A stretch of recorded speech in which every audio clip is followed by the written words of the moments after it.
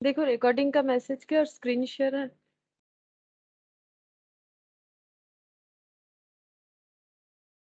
है मैम। अच्छा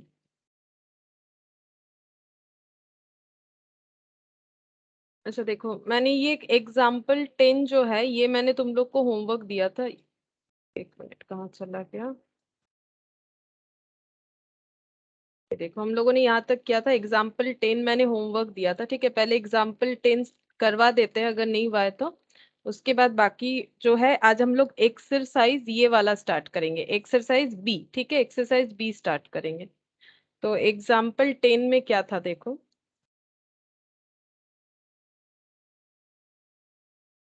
एग्जाम्पल 10 वाला क्वेश्चन ये है कि सब 6 boys and 5 girls are to be seated for a photograph in a row. ठीक है, फोटोग्राफ लेना है। ठीक है, और कितने लोग फोटोग्राफ लेना चाहते हैं? 6 बॉयज और 5 गर्ल्स। ठीक है, तो यहाँ पर लिखते हैं कितने बॉयज हैं? 6। ठीक है, और गर्ल्स हैं 5। ठीक है, 6 boys and 5 girls are to be seated for a photograph, और रो में मतलब ऐसे। ठीक है, लाइन बाय लाइन, रो का मतलब होता है लाइन बाय लाइन। तो कितने लोग हो गए टोटल? 11। ठीक है, 11%, तो 11 सीट होना चाहिए। 1 2 3 4 5 6 7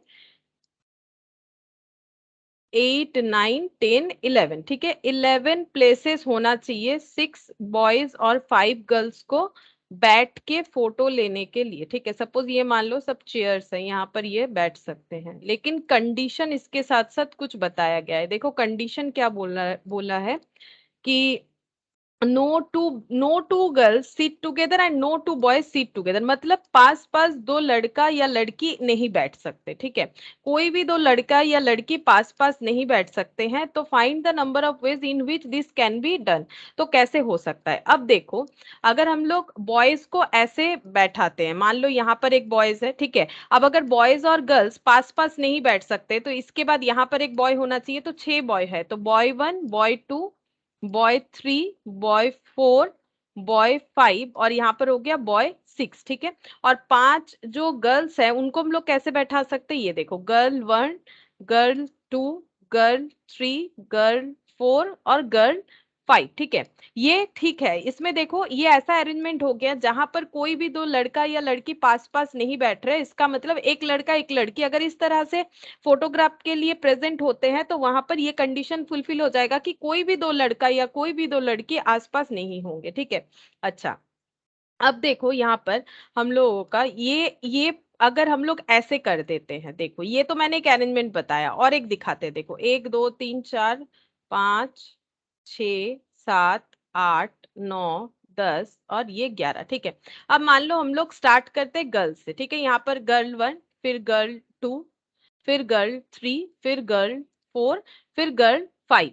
ऐसे करने से प्रॉब्लम क्या है? देखो, क्योंकि तुम लोग सोच सकते हो कि बी बॉयज से ही क्यों स्टार्ट किया, हम लोग एंड में गर्ल्स को भी तो बैठा सकते हैं, लेकिन प्रॉब्लम देखो, यहाँ पर बॉय 1। ठीक है, यहाँ पर बॉय 2, यहाँ पर बॉय 3, यहाँ पर बॉय 4, यहाँ पर बॉय 5, तो बॉय 6 जो है वो तो आसपास हो जाएगा। इसका मतलब हमें क्या करना है, हम लोग जब अरेंज करेंगे तो हमारा अरेंजमेंट ऐसे ही होना चाहिए कि ऑड प्लेसेस, ये देखो ये ऑड प्लेस है, ये फर्स्ट प्लेस है, ये ऑड। ठीक है, ये है थर्ड, ये है फिफ्थ, ये है सेवेंथ, ये है नाइन्थ। ठीक है, और ये कितना हो गया? ये हो गया 11। तो ऑड प्लेसेस में हमें हमेशा बॉयज को प्लेस करना पड़ेगा। ऑड जगह पे अगर ऑड प्लेसेस पे बॉयज को हम लोग मतलब बैठाएंगे तभी जाके गर्ल्स और बॉयज वाला कंडीशन फुलफिल होगा। अगर हम लोग ऑड प्लेसेस में गर्ल्स को रखते हैं तो क्या होगा, कोई भी दो बॉयज जो है वो पास पास हो सकता है, क्योंकि बॉयज ज्यादा है गर्ल्स कम है। ये देखो प्रैक्टिकली मैंने यहाँ पर लिख के दिखाया कि किस तरह से होगा। अब देखो इस क्वेश्चन को यहाँ पर लिखा हुआ था, मैंने होमवर्क दिया था, अगर तुम लोगों ने देखा है तो।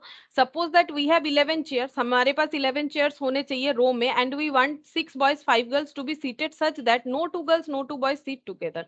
If we number the chairs from left to right, left से राइट में अगर चेयर्स का नंबरिंग कर रहे हैं जैसे कि मैंने यहाँ पर दिखाया, ठीक है, 1 2 3 4 करके, तो अगर लेफ्ट से राइट नंबरिंग कर रहे हैं the arrangement will be possible. Arrangement तभी पॉसिबल होगा if and only if boys occupy the odd places, ठीक है, boys occupy the odd places and girls occupy the even places in the row. यहाँ पर बोल दिया है, सिर्फ तभी पॉसिबल है, लेकिन हम लोग देखो प्रैक्टिकली खुद से करके देख सकते हैं। इवन प्लेसेस में अगर हम लोग बॉयज को दे देते हैं और ऑड प्लेसेस में गर्ल्स को दे देते हैं तो ये प्रॉब्लम रेज होगा। यहाँ पर जो है कोई भी दो बॉयज जो है वो पास पास हो जाएंगे, जो कि कंडीशन को सेटिस्फाई नहीं करेगा, ठीक है।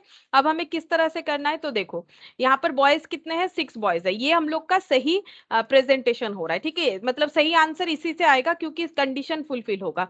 तो बॉयज कितने हैं, 6 बॉयज है, ठीक है, तो यहाँ पर एन का वैल्यू हो गया 6 और प्लेसेस कितने हो रहे हैं, प्लेसेस हो गए 1 2 3 4 5 6, 6 प्लेसेस हो गए, ठीक है। तो यहाँ पर बॉयज के लिए अरेंजमेंट हो जाएगा 6p6, 6 बॉयज को 6 प्लेसेस पे कितने तरीके से बैठा सकते हैं, 6p6, जैसे मैंने यहाँ पर B1 लिखा, जरूरी तो नहीं यही एक अरेंजमेंट हो, ये B2 इधर आ सकता है, ऐसे करके कितने अरेंजमेंट हो सकते हैं, वो ऐसे हो गया। और उसके साथ साथ गर्ल्स को भी अरेंज करना है, गर्ल्स के लिए कितने प्लेसेस है, 1 2 3 4 5, 5 प्लेसेस है, 5 गर्ल्स है, तो 5p5, ठीक है। अब ये दोनों चीज एक साथ होना चाहिए क्योंकि वो एक साथ फोटो लेना चाहते हैं रो में, तो इसका मतलब यहाँ पर हो जाएगा इनटू एंड, तो 6p6 मतलब 6 फैक्टोरियल, 5p5 मतलब 5 फैक्टोरियल, 6 फैक्टोरियल मतलब 720 होता है और 5 फैक्टोरियल मतलब 120 होता है, ठीक है। अब ये मुझे तो करके आदत हो जाता है, ठीक है, तुम लोग भी करते करते आदत हो जाएगा। तो इंटू करके देखें, इंटू करके देखते कितना होता है, 720 इंटू 120, तो ये हो जाएगा 86,400। देखते हैं, देखो 86,400 आंसर है कि नहीं, यही वाला, ठीक है। तो ये क्वेश्चन मेरा होमवर्क में दिया हुआ था, तो ये इस तरह से हमें समझ के सॉल्व करना चाहिए। अच्छा, नेक्स्ट क्वेश्चन में चलते हैं, 5B। 5B में पहला 1 2, ठीक है, 3 4, ये कुछ क्वेश्चंस हम लोग जब सर्कुलर परमुटेशन करेंगे तब हम लोग कर पाएंगे। अभी हम लोग 5 का क्वेश्चन नंबर ये वाला क्या है, 5 5 से 5 का 5 से हम लोग स्टार्ट कर सकते हैं, जो हमारे ऑलरेडी नोन कंसेप्ट में है, ठीक है, उसके बाद हम लोग सर्कुलर परमुटेशन करेंगे। तो एक्सरसाइज 5B का हम लोग 5 से स्टार्ट करते हैं, ठीक है, जो हमारा पिछले कंसेप्ट से ही होने वाला है। जैसे कि देखो पहला क्वेश्चन है, the number of ways in which the letter of the word dogmatic can be arranged, dogmatic को कितने तरह से अरेंज कर सकते हैं, तो वर्ड है डॉगमेटिक, तो कितने सारे लेटर है, 1 2 3 4 5 6 7 8, ठीक है, कुछ कंडीशन नहीं है, सिंपल क्वेश्चन है। डॉगमेटिक को कितने तरह से अरेंज कर सकते हैं, कितना लेना है ये भी नहीं बोला है, ठीक है, इसका मतलब सारा लेटर लेके ही करना है, डॉगमेटिक को अरेंज करना है ना, मतलब सारे लेटर आते रहेंगे, ठीक है। जैसे कैट को कितने तरह से अरेंज कर सकते हैं, तो हमेशा कैट का 3 लेटर लेके ही करना है, ठीक है। तो यहाँ पर क्या हो जाएगा, एन का वैल्यू 8 हो जाएगा, आर का वैल्यू भी 8 हो जाएगा, तो 8p8, और 8p8 का मतलब होता है 8 फैक्टोरियल, और 8 फैक्टोरियल का मतलब 8 into 7 into 6 into 5 into 4 into 3 into 2, तो ये हो गया 40,320, ठीक है। तो 40,320 ये आंसर हो जाएगा ऑप्शन बी, एकदम बेसिक सा क्वेश्चन है ये वाला। अच्छा, अब देखते हैं क्वेश्चन नंबर 6, यहाँ पर क्या बोला है देखो, the number of arrangement of 10 different things taken 4 at a time in which one particular thing always occur, ठीक है। इसका मतलब क्या बोल रहा है, हमारे पास 10 अलग अलग चीज है, ठीक है, उसमें से हमें क्या करना है, एक बार में 4 चीज लेना है। तो देखो हमारे पास टोटल चीज कितने सारे हैं, तो n का वैल्यू क्या हो गया 10, हमें एक बार में कितना चीज जो है लेना है, एक बार में 4 चीज लेना है, तो r का वैल्यू कितना हो गया 4। बट यहाँ एक कंडीशन है कि जब भी हम लोग लेंगे तो एक पर्टिकुलर चीज हमेशा आता जाएगा, ठीक है। अब जैसे मान लो तुम लोगों के पास 10 चीज क्या क्या है, मान लो 10 डिफरेंट टाइप ऑफ चॉकलेट्स है तुम लोगों के पास, हो सकता है, ठीक है, 10 डिफरेंट टाइप ऑफ चॉकलेट्स है तुम लोगों के पास। अब क्या होगा, बहुत सारे चॉकलेट हो सकते हैं, जैसे कि मान लो किटकैट हो गया, ठीक है, मैंने के लिख दिया, डेयरी मिल्क हो गया, ठीक है, पार्क हो गया, ठीक है, और क्या हो सकता है, मुझे उतना नाम वाम नहीं पता है, क्या क्या चॉकलेट होता है, जो भी हो, ठीक है। तो अगर मान लो ऐसे करके 10 चॉकलेट है, लेकिन तुम लोग का ये है कि तुम लोग एक बार में 4 चॉकलेट जो है वो ड्रॉ करना चाहते हो, ठीक है, 4 चॉकलेट एक बार में लेना चाहते हो, तो 10 में से कोई भी 4 लेना तो आसान है, 10 में से कोई भी 4 हम लोग कितने तरीके से ले सकते हैं, 10p4, लेकिन कंडीशन ये है कि जब भी 4 चॉकलेट ले उसमें से एक चॉकलेट हमारा डेयरी मिल्क होना ही चाहिए। मतलब 4 कोई भी चॉकलेट ले लो, लेकिन एक चॉकलेट हमारा डेयरी मिल्क हमेशा ही होना चाहिए। अगर ऐसा कंडीशन है तो फिर सिर्फ इससे काम नहीं होने वाला। तब हम लोग कैसे करके सॉल्व करेंगे? देखो यहाँ पर एक अलग कंडीशन बता दिया है ना कि हमें क्या करना है, एक चॉकलेट या मतलब चॉकलेट तो मैंने एग्जाम्पल में ले रखा है, एक चीज हमेशा ही हमें रखना है। ठीक है, तो इसका कैसे हो जाएगा ये देखो, यहाँ पर 4 चीज लेना है, 1 2 3 4, ठीक है, जिसमें से एक चीज हमेशा ही आएगा और मान लो वो चीज हम लोग यहाँ रखना चाहते हैं। मैंने जस्ट समझाने की सिंप्लीफिकेशन के लिए बोला है, ये तो कोई नंबर नहीं है कि फर्स्ट वाला ही हो। हम बोल रहे हैं कि 4 चीज में एक चीज अगर हमें हमेशा ही लेना है, वो एक चीज क्या है, 4 चॉकलेट में से मान लो एक चॉकलेट हमेशा ही रखना है जिसका नाम है डेयरी मिल्क, ये हम लोग चाहते हैं। ठीक है, तो वो कैसे हो जाएगा, 4 में से एक हमारा फिक्स्ड है तो 4p1, 4 में से एक हमारा फिक्स्ड है तो 4p1, बाकी 3 चॉकलेट कुछ भी हो सकता है, बाकी 3 चीज कुछ भी हो सकता है। तो यहाँ पर 3 चीज अगर कुछ भी हो सकता है तो हमारे पास n कितना बचेगा, मान लो 10 चीज में से एक चीज कंफर्म जो हमेशा रखना है वो हम लोगों ने रख लिया। ठीक है, तो बाकी कितने चीजों में से 3 चीज सिलेक्ट करना पड़ेगा, ये बताओ मुझे, बाकी कितने चीजों में से 3 चीज सिलेक्ट करना पड़ेगा? अगर 10 में से एक हमारा फिक्स्ड है चला गया तो बाकी कितने चीजों में से 3 चीज सिलेक्ट करना पड़ेगा, ये है मेरा क्वेश्चन, এন बताओ। ম্যাম এন হচ্ছে 9 আর হচ্ছে हाँ 3। करेक्ट, तो हमें बाकी 9 चीजों में से 3 चीजों को सिलेक्ट करना पड़ेगा और ये दोनों चीज हमें एक साथ करना पड़ेगा, इसीलिए एंड होगा। ठीक है, तो ये हो गया 4 फैक्टोरियल, ये 3 फैक्टोरियल, यहाँ 9 फैक्टोरियल, यहाँ पर 6 फैक्टोरियल। ठीक है, तो ये हो गया 4 into 3 factorial divided by 3 factorial.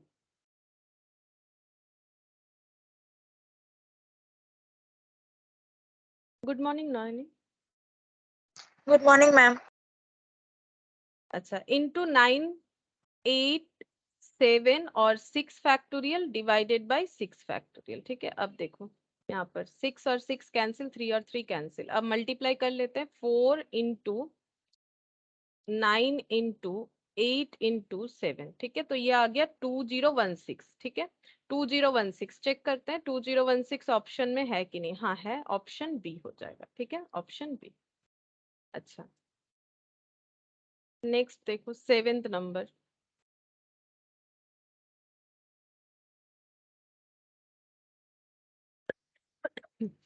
The number of permutations of 10 different things. ठीक, ऐसा ही क्वेश्चन है, अगर तुम लोग देखोगे तो यहाँ अरेंजमेंट लिखा था, यहाँ परमुटेशन लिखा है, 10 डिफरेंट थिंग्स, यहाँ भी देखो 10 different things taken 4 at a time, taken 4 at a time, in which one particular thing, यहाँ भी देखो वन पर्टिकुलर थिंग, तो डिफरेंस क्या है, ऑलवेज ऑकर, ये बोला है नेवर ऑकर। ठीक है, हमारे पास 10 चॉकलेट है, फिर से सेम एग्जांपल से हम लोग कर सकते हैं, लेकिन एक चॉकलेट हमें लेना ही नहीं है। जब भी हम लोग 4 चॉकलेट चूज करेंगे, हमें एक चॉकलेट लेना ही नहीं है, तो हम लोग कितने तरह से अरेंज कर सकते हैं बोलो?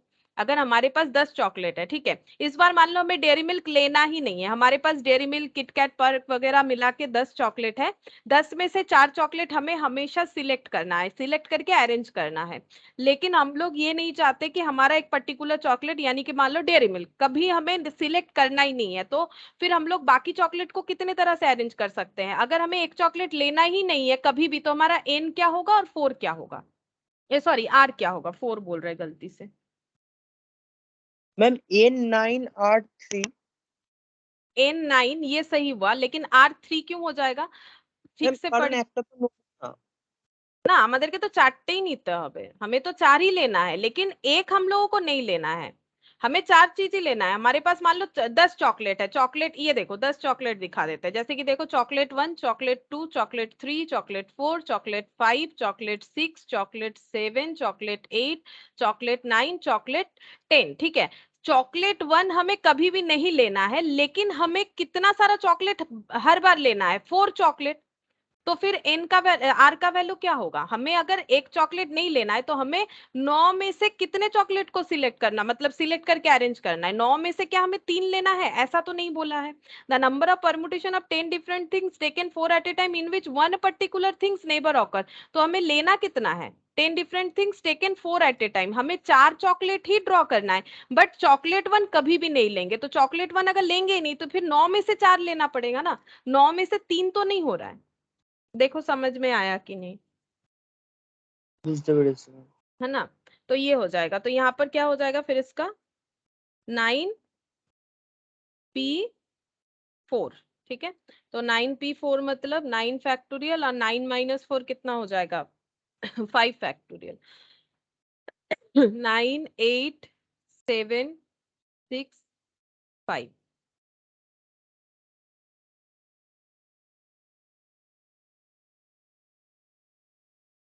तो 5 तो नहीं होगा, अरे कितना हो रहा है 3024, ठीक है। देखते हैं 3024 7 का ऑप्शन सी, ठीक है। 7 का ऑप्शन सी हो गया। 8th नंबर देखो क्या बोल रहा है। Mister X and mister Y entered into a railway compartment, ठीक है। तो ये देखो, ये तुम लोग खुद बहुत ही अच्छे से समझ सकते हो।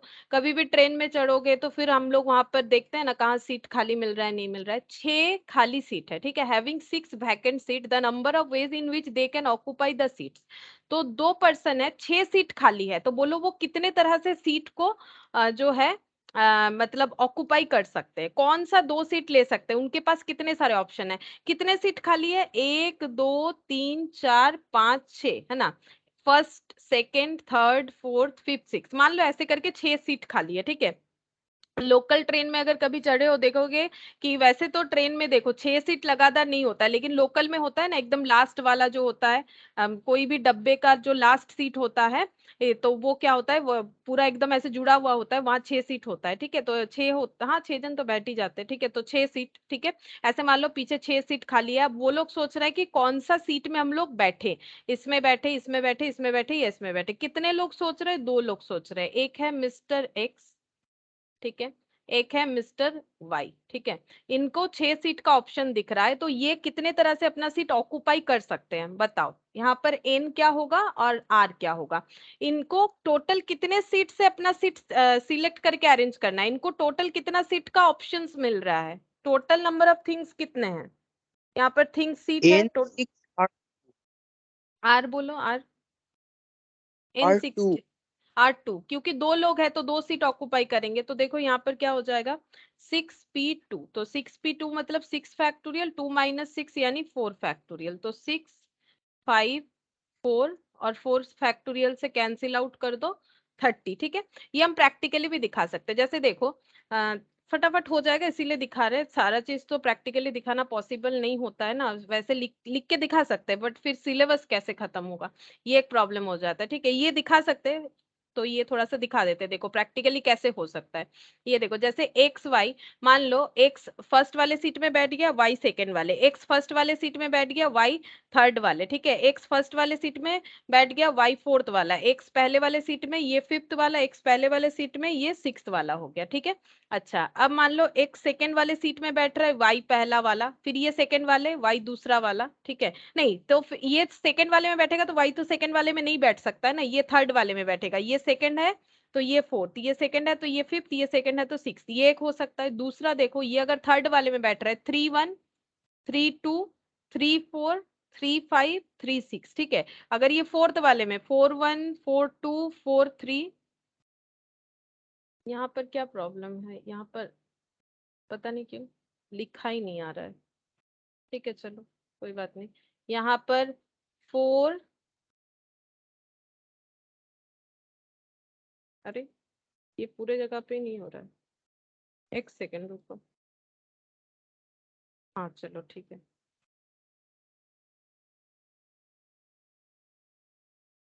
बोर्ड के यहाँ पर क्या हो गया, अच्छा 4 1 4 2 4 3 4 5 4 5 और 4 6, ठीक है। फिर यहाँ पर 5 1 5 2 5 3 5 4 5 6 और एक हो जाएगा यहाँ पर 6 1 6 2 6 3 6 4 6 5, ठीक है। इतने तरीके से हो सकता है, ये देखो ऐसे करके ये लोग बैठ सकते हैं, ठीक है। तो ये देखो 1 2 3 4 5 5 करके 1 2 3 4 5 6, तो ये हो गया देखो 30 अरेंजमेंट, है ना। 30 अरेंजमेंट, ये तुम लोग प्रैक्टिकली भी इस तरह से देख सकते हो, ठीक है। चलो क्वेश्चन तो हमें समझ में आ ही गया था, तो 30 आंसर होगा, मतलब ऑप्शन डी, 8 का ऑप्शन डी हो जाएगा। अच्छा, क्वेश्चन नंबर 9 देखते हैं यहाँ क्या बोल रहे हैं। The number of numbers lying between 100 and 1000 can be formed with the digit 1 2 3 4 5 6 7। इतने सारे डिजिट से हमें क्या करना है, नंबर बनाने हैं, लेकिन वो नंबर कैसे होने चाहिए, 100 से लेके 1000 के अंदर, ठीक है, 100 से लेके 1000 के अंडर, लाइंग बिटवीन, बिटवीन मतलब इसके मिडिल में। तो मुझे बोलो अगर 100 से लेके 1000 के अंडर का हमें नंबर चाहिए तो वो कितने डिजिट का होगा, बता सकते हो, कितने डिजिट का नंबर होगा? 3। 3 डिजिट का होगा, मतलब यहाँ पर 101 से स्टार्ट हो जाएगा और एंड कहाँ पर होगा, एंड हो जाएगा, ये 101 से स्टार्ट होगा,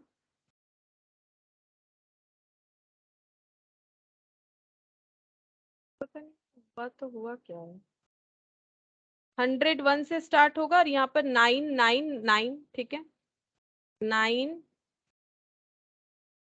9 9, ठीक है, 999, 3 डिजिट का, ठीक है, 3 डिजिट का हमें नंबर बनाना पड़ेगा, 3 डिजिट का नंबर बनाना है। और क्या क्या डिजिट्स अवेलेबल है देखते हैं, 1 2 3 4 5 6 7, ठीक है,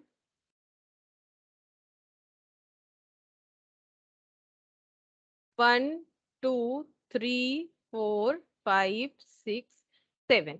अब हमें बनाने हैं 3 डिजिट्स नंबर, ठीक है, तो 1 2 3, तो रेस्ट्रिक्शन तो कुछ नहीं दिया है, तो कितने तरह से बना सकते हैं बताओ। अगर हमें 3 डिजिट के नंबर बनाने पड़ेंगे तो 3 डिजिट का नंबर बनेगा हमारा, तो हमें एट ए टाइम कितने सारे नंबर सिलेक्ट करने पड़ेंगे, आर कितना होगा और एन कितना होगा, अगर और तो कोई रेस्ट्रिक्शन दिया नहीं है कि ग्रेटर देन लेस देन, तो बाकी तो कुछ देखना नहीं, ये सबसे हमें 3 डिजिट का नंबर बनाना है, तो एन कितना होगा और आर कितना होगा, N7R3।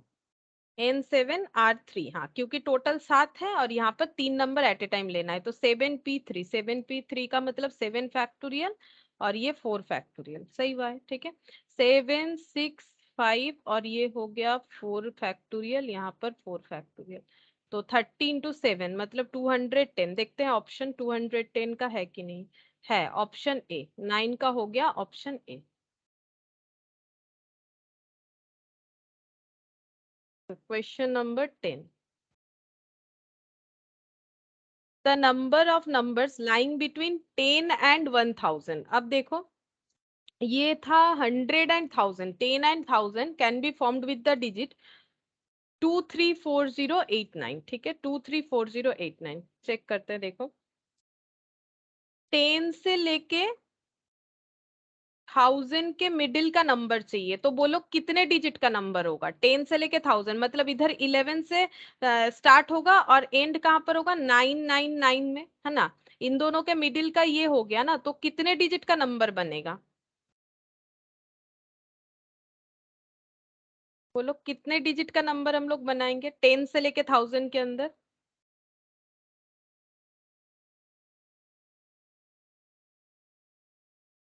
बोलो कितने डिजिट का नंबर होगा 10 से लेके 1000 के अंदर, कितने डिजिट का नंबर होगा, जैसे यहाँ पर भी तो हम लोगों ने फाइंड आउट किया ना, उसी तरह से 10 से लेके 1000 के अंदर कितने डिजिट का नंबर होगा। मैम 3।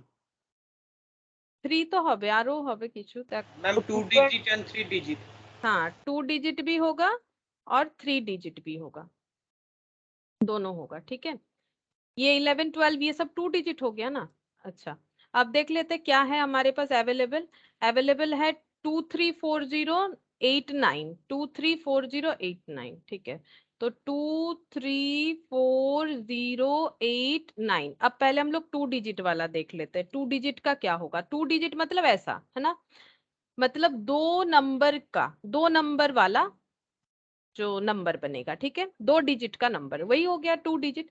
अच्छा, अब यहाँ पर हम लोग क्या लिख सकते हैं और क्या नहीं लिख सकते, इसमें रेस्ट्रिक्शन आ जाएगा, जब भी जीरो आता है तो ये रेस्ट्रिक्शन होता है ना, ये हम लोगों ने लास्ट दिन भी देखा था, अगर सामने जीरो आ जाता है जैसे 02, तो वो तो एक डिजिट हो गया ना, 02 का मतलब तो 2 होता है, तो यहाँ पर एन क्या होगा और आर क्या होगा। अब देखो यहाँ पहले वाले फिलअप में एक रेस्ट्रिक्शन है, क्या रेस्ट्रिक्शन, हम लोग जीरो नहीं लिख सकते, बाकी कुछ भी लिख सकते हैं, तो यहाँ पर एन कितना होगा, पहले घर को फिलअप करने के लिए एन कितना होगा और आर कितना होगा, बोलो पहले घर को फिलअप करने के लिए n कितना होगा और r कितना होगा? n6 r5। 6 होने से तो 0 हो जाएगा, r5 कैसे हो जाएगा? हमें मैम एक घर को बोलो n তো ফিক্সই হবে না, জিরো 6টার মধ্যে। কি করে ফিক্স হয়? যদি আগের দিনও তো করলাম সেম কোয়েশ্চেন, জিরো থাকলে ফিক্স কি করে হয়? জিরো যদি লিখে দিই তাহলে এটা 2 ডিজিট থাকবে কি? मैम n5 হবে আর 2 হবে। हाँ n5 होगा ना, जीरो तो नहीं होगा ना। लास्ट दिन तो हम लोगों ने ऐसा कितना सारा क्वेश्चन किया, जब भी जीरो होगा तो हमें थोड़ा सा अलग सोचना पड़ता है। जीरो लिखेंगे तो अभी बताया ना, 0 2 तो 2 होता है, ये 2 डिजिट थोड़ी ना हुआ, ये तो 1 डिजिट हो गया। तो जीरो के अलावा कुछ भी लिख सकते हैं, तो जीरो अगर नहीं लिखेंगे तो बचा 5, ठीक है। और यहाँ पर एक बार में तो ये हो जाएगा, देखो 5p1 है ना। अब ये घर फिलअप हो गया, यहाँ पर 2 3 4 8 9 में से कुछ भी लिख सकते हैं। यहाँ पर हम लोग क्या लिख सकते हैं? 2 3 4 8 9 में से कुछ भी लिख सकते हैं, बट जीरो नहीं लिख सकते। यहाँ पर कैसे फिलअप होगा?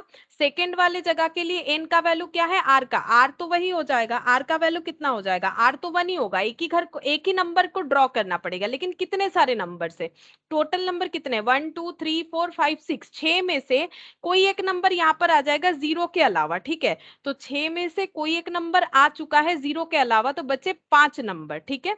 तो 5 हो जाएगा यहाँ पर, क्योंकि यहाँ पर देखो अगर 2 लिख दिया है फिर भी तो 5 बचता है ना जीरो को लेके। तो 5p1, और ये दोनों चीज एक साथ होना चाहिए तो मल्टीप्लाई होगा, है ना। तो ये देखो, इसका ये कंडीशन और इसका ये कंडीशन। तो 5p1, 5p1 का मतलब 5 factorial by 4 factorial, 5 factorial by 4 factorial.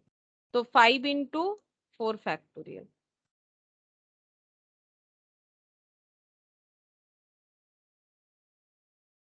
तो ये हो गया 25। ये 2 डिजिट के लिए हो गया, ठीक है। सिमिलरली हम लोग 3 डिजिट के लिए करेंगे। 3 डिजिट का देखो कैसे होगा।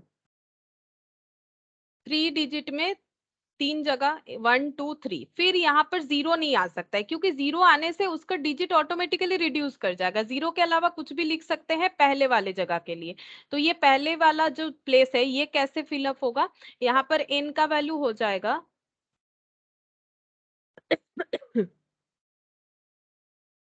अच्छा, यहाँ पर n का वैल्यू हो जाएगा कितना? जीरो के अलावा बाकी 5 में से कोई भी लिख सकते हैं, r1 हो गया, यानी 5p1, ठीक है। और ये दो प्लेसेस कैसे फिलअप हो सकते हैं?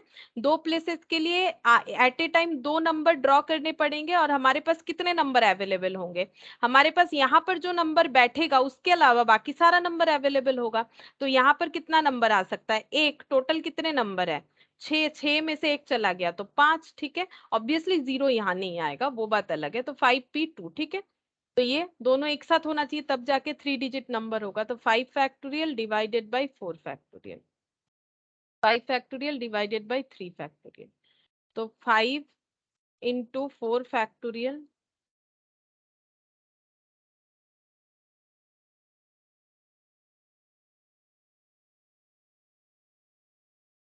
फाइव इंटू 5 25 इंटू 4 100 हो जाएगा, 100, ठीक है। ये 100 हो गया। तो दो तरह का नंबर हम लोग बना सकते हैं, 2 डिजिट एंड 3 डिजिट, ठीक है। तो 2 डिजिट नंबर का वैल्यू कितना हो जाएगा?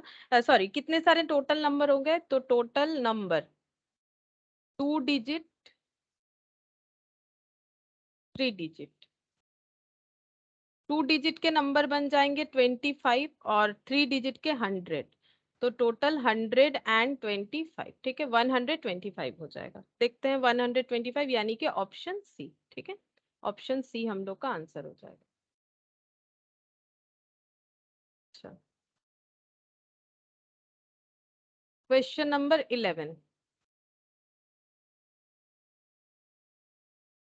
देखो, यहाँ पर क्या बोला है क्वेश्चन नंबर 11 में। The number of in a group of boys, the number of arrangement of 4 boys is 12 times the number of arrangement of 2 boys। बोल रहा है कि अगर कोई ग्रुप में जितने भी बॉयज है, कितने बॉयज है वो नहीं बोला है, उनका अरेंजमेंट अगर करते हैं in a group of boys the number of arrangement of 4 boys. अच्छा, एक ग्रुप में 4 बच्चे हैं तो 4 बच्चे का अरेंजमेंट जो है वो 12 गुना है the number of arrangement of 2 boys. 2 boys के अरेंजमेंट के मुकाबले 12 गुना है the number of boys in the group. ठीक है, तो उस ग्रुप में कितने बॉयज हैं ये पूछा जा रहा है। ठीक है, तो ये देखो, अगर हम लोग चार चार बॉयज का अरेंजमेंट करते, पहले यहाँ पर लिखते हैं नंबर ऑफ बॉयज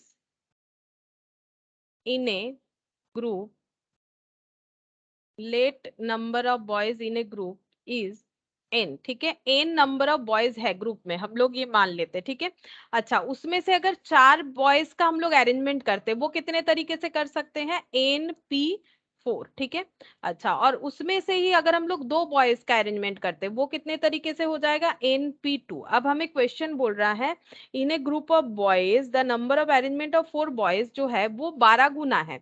12 गुना है 2 बॉयज के अरेंजमेंट के हिसाब से, तो 12 गुना यानी ये 12 इंटू हो जाएगा। ठीक है, इधर इंटू होगा ना, क्योंकि ये अरेंजमेंट इससे 12 गुना है, ऑब्वियसली ये अरेंजमेंट ज्यादा होगा, 4 लोगों का अरेंजमेंट ज्यादा होगा। तो अगर हम लोग इक्वल के इधर उधर अगर हम लोग प्लेस करते हैं तो 12 इधर मल्टीप्लाई होना चाहिए ना, क्योंकि ये लोअर वैल्यू है, दोनों इक्वल तभी होगा क्योंकि ये इसका 12 गुना है। अब हम लोग इसको देखो कैसे सॉल्व कर सकते हैं। फर्स्ट तो हम लोग ऑप्शन से सॉल्व कर सकते हैं, जो कि सबसे इजी तरीका होता है 10। अगर हम लोग n का वैल्यू 10 ले लेते हैं, क्या ये दोनों बराबर होगा? अगर हम लोग a 10 देखते हैं, 10 पे चेक करते हैं, 10p4 का मतलब क्या हो सकता है, 10p4 का मतलब 10 फैक्टोरियल बाई 6 फैक्टोरियल। ठीक है, और ये कैसे हो जाएगा, 10 9 8 7। ठीक है, 6 फैक्टोरियल कैंसिल हो जाता है।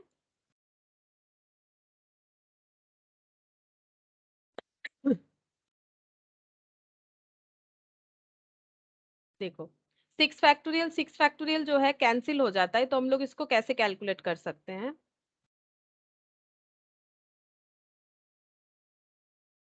ऐसे हो गया। अब 10 इंटू 9 इंटू 8 इंटू 7। ठीक है, तो ये कितना आ गया, 5040। सिमिलरली इधर भी हमारा उतना ही आना चाहिए, तो NP2 मतलब 10p2, 10 factorial divided by 8 factorial. अब 10 फैक्टोरियल बाई 8 फैक्टोरियल मतलब 10 इंटू 9, 8 और 8 कैंसिल, 10 इंटू 9 90, 90 इंटू 12, क्या इतना ही होगा, 90 इंटू 12? नहीं, इतना नहीं हो रहा है, ये हो रहा है 1080, तो दोनों इक्वल नहीं हुआ, इसका मतलब ऑप्शन ए हम लोगों का नहीं होगा आंसर। ठीक है, ये सोल्यूशन हटा देते, ये तो तुम लोग खुद भी करके देख सकते हो, तो ऑप्शन ए हम लोग का आंसर नहीं होगा। ठीक है, अब ऑप्शन बी में चलते हैं। ठीक है, ऑप्शन बी में देखो क्या दिया है, 8। क्या 8 से आंसर सॉल्व होगा, 8p4, 8p4 का मतलब होता है 8 फैक्टोरियल डिवाइडेड बाई 4 फैक्टोरियल, यानी 8 7 6 5 और 4 फैक्टोरियल, 4 फैक्टोरियल कैंसिल, 8 7 6 5 यानी 1680। क्या इधर भी इतना ही आ जाएगा, 12 इंटू NP2, n मतलब 8, 8p2 मतलब 8 फैक्टोरियल डिवाइडेड बाई 6 फैक्टोरियल। ठीक है, तो 12 इंटू 8 इंटू 7, 6 और 6 कैंसिल, 672 आ रहा है, तो इससे भी आंसर हमारा नहीं आया, यानी ये वाला भी हमारा आंसर नहीं होगा। ठीक है, अच्छा, अब देखते हैं सी ऑप्शन। सी ऑप्शन में है 6, 6p4, 6p4 कितना होता है, 6 फैक्टोरियल बाई 2 फैक्टोरियल मतलब 6 5 4 3, 2 और 2 कैंसिल हो जाएगा, 6 5 4 3, तो ये हो गया 360। 12 इंटू 6p2 मतलब 6 फैक्टोरियल बाई 4 फैक्टोरियल, तो 12 इंटू 6 इंटू 5, तो 6 इंटू 5 इंटू 12, तो ये आंसर हो जाता है 360। देखो दोनों इक्वल आया, यानी ऑप्शन सी हम लोग का आंसर होगा।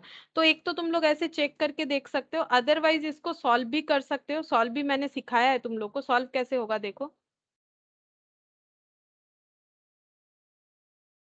ये देखो, सॉल्व इस तरह से हो जाएगा, NP4 का मतलब n factorial divided by n minus 4 factorial equal to 12 into NP2 मतलब n factorial divided by n minus 2 factorial. ठीक है, अब बोथ साइड से n फैक्टोरियल हटा दो, तो ये हो जाएगा 1 divided by n minus 4 factorial, ये हो जाएगा 12 divided by n minus 2 factorial. ठीक है, अब हम लोग क्या करते हैं, जो बिगर अमाउंट होता है उसको स्प्लिट करते हैं। तो ये बिगर अमाउंट है क्योंकि n-2 करने पे, ठीक है, n का वैल्यू कुछ भी हो ना क्यों, अगर उससे 4 डिडक्ट करते हैं तो वैल्यू रिड्यूस ज्यादा होगा, 2 डिडक्ट करेंगे तो कम होगा। ठीक है, तो n-4 को ऐसे ही रख देते हैं और ये हम लोग यहाँ पर लिख देते हैं। अब इसको स्प्लिट करेंगे, स्प्लिट करना याद है शायद, देखो याद होना चाहिए, जैसे 5 के बाद 4 होता है, मतलब 5-1, 5-2, ऐसे करके मैंने बेसिक में यानी फर्स्ट क्लास में बहुत बार सिखाया है। ठीक है, तो ये पहला n, फिर दूसरा n-1, ठीक है, फिर तीसरा हो जाएगा n-2, n-2, और यहां तक ही लिखेंगे क्योंकि हमें चेक करना है कैसे कैंसिल आउट होता है। यहां तक लिखने से -4 आ जाएगा, इसीलिए यहां तक ही लिखेंगे। तो n-4, ठीक है, n-4, और यहाँ पर हो गया 12। पता नहीं ये हुआ क्या, यहाँ पर लिख ही नहीं हो रहा।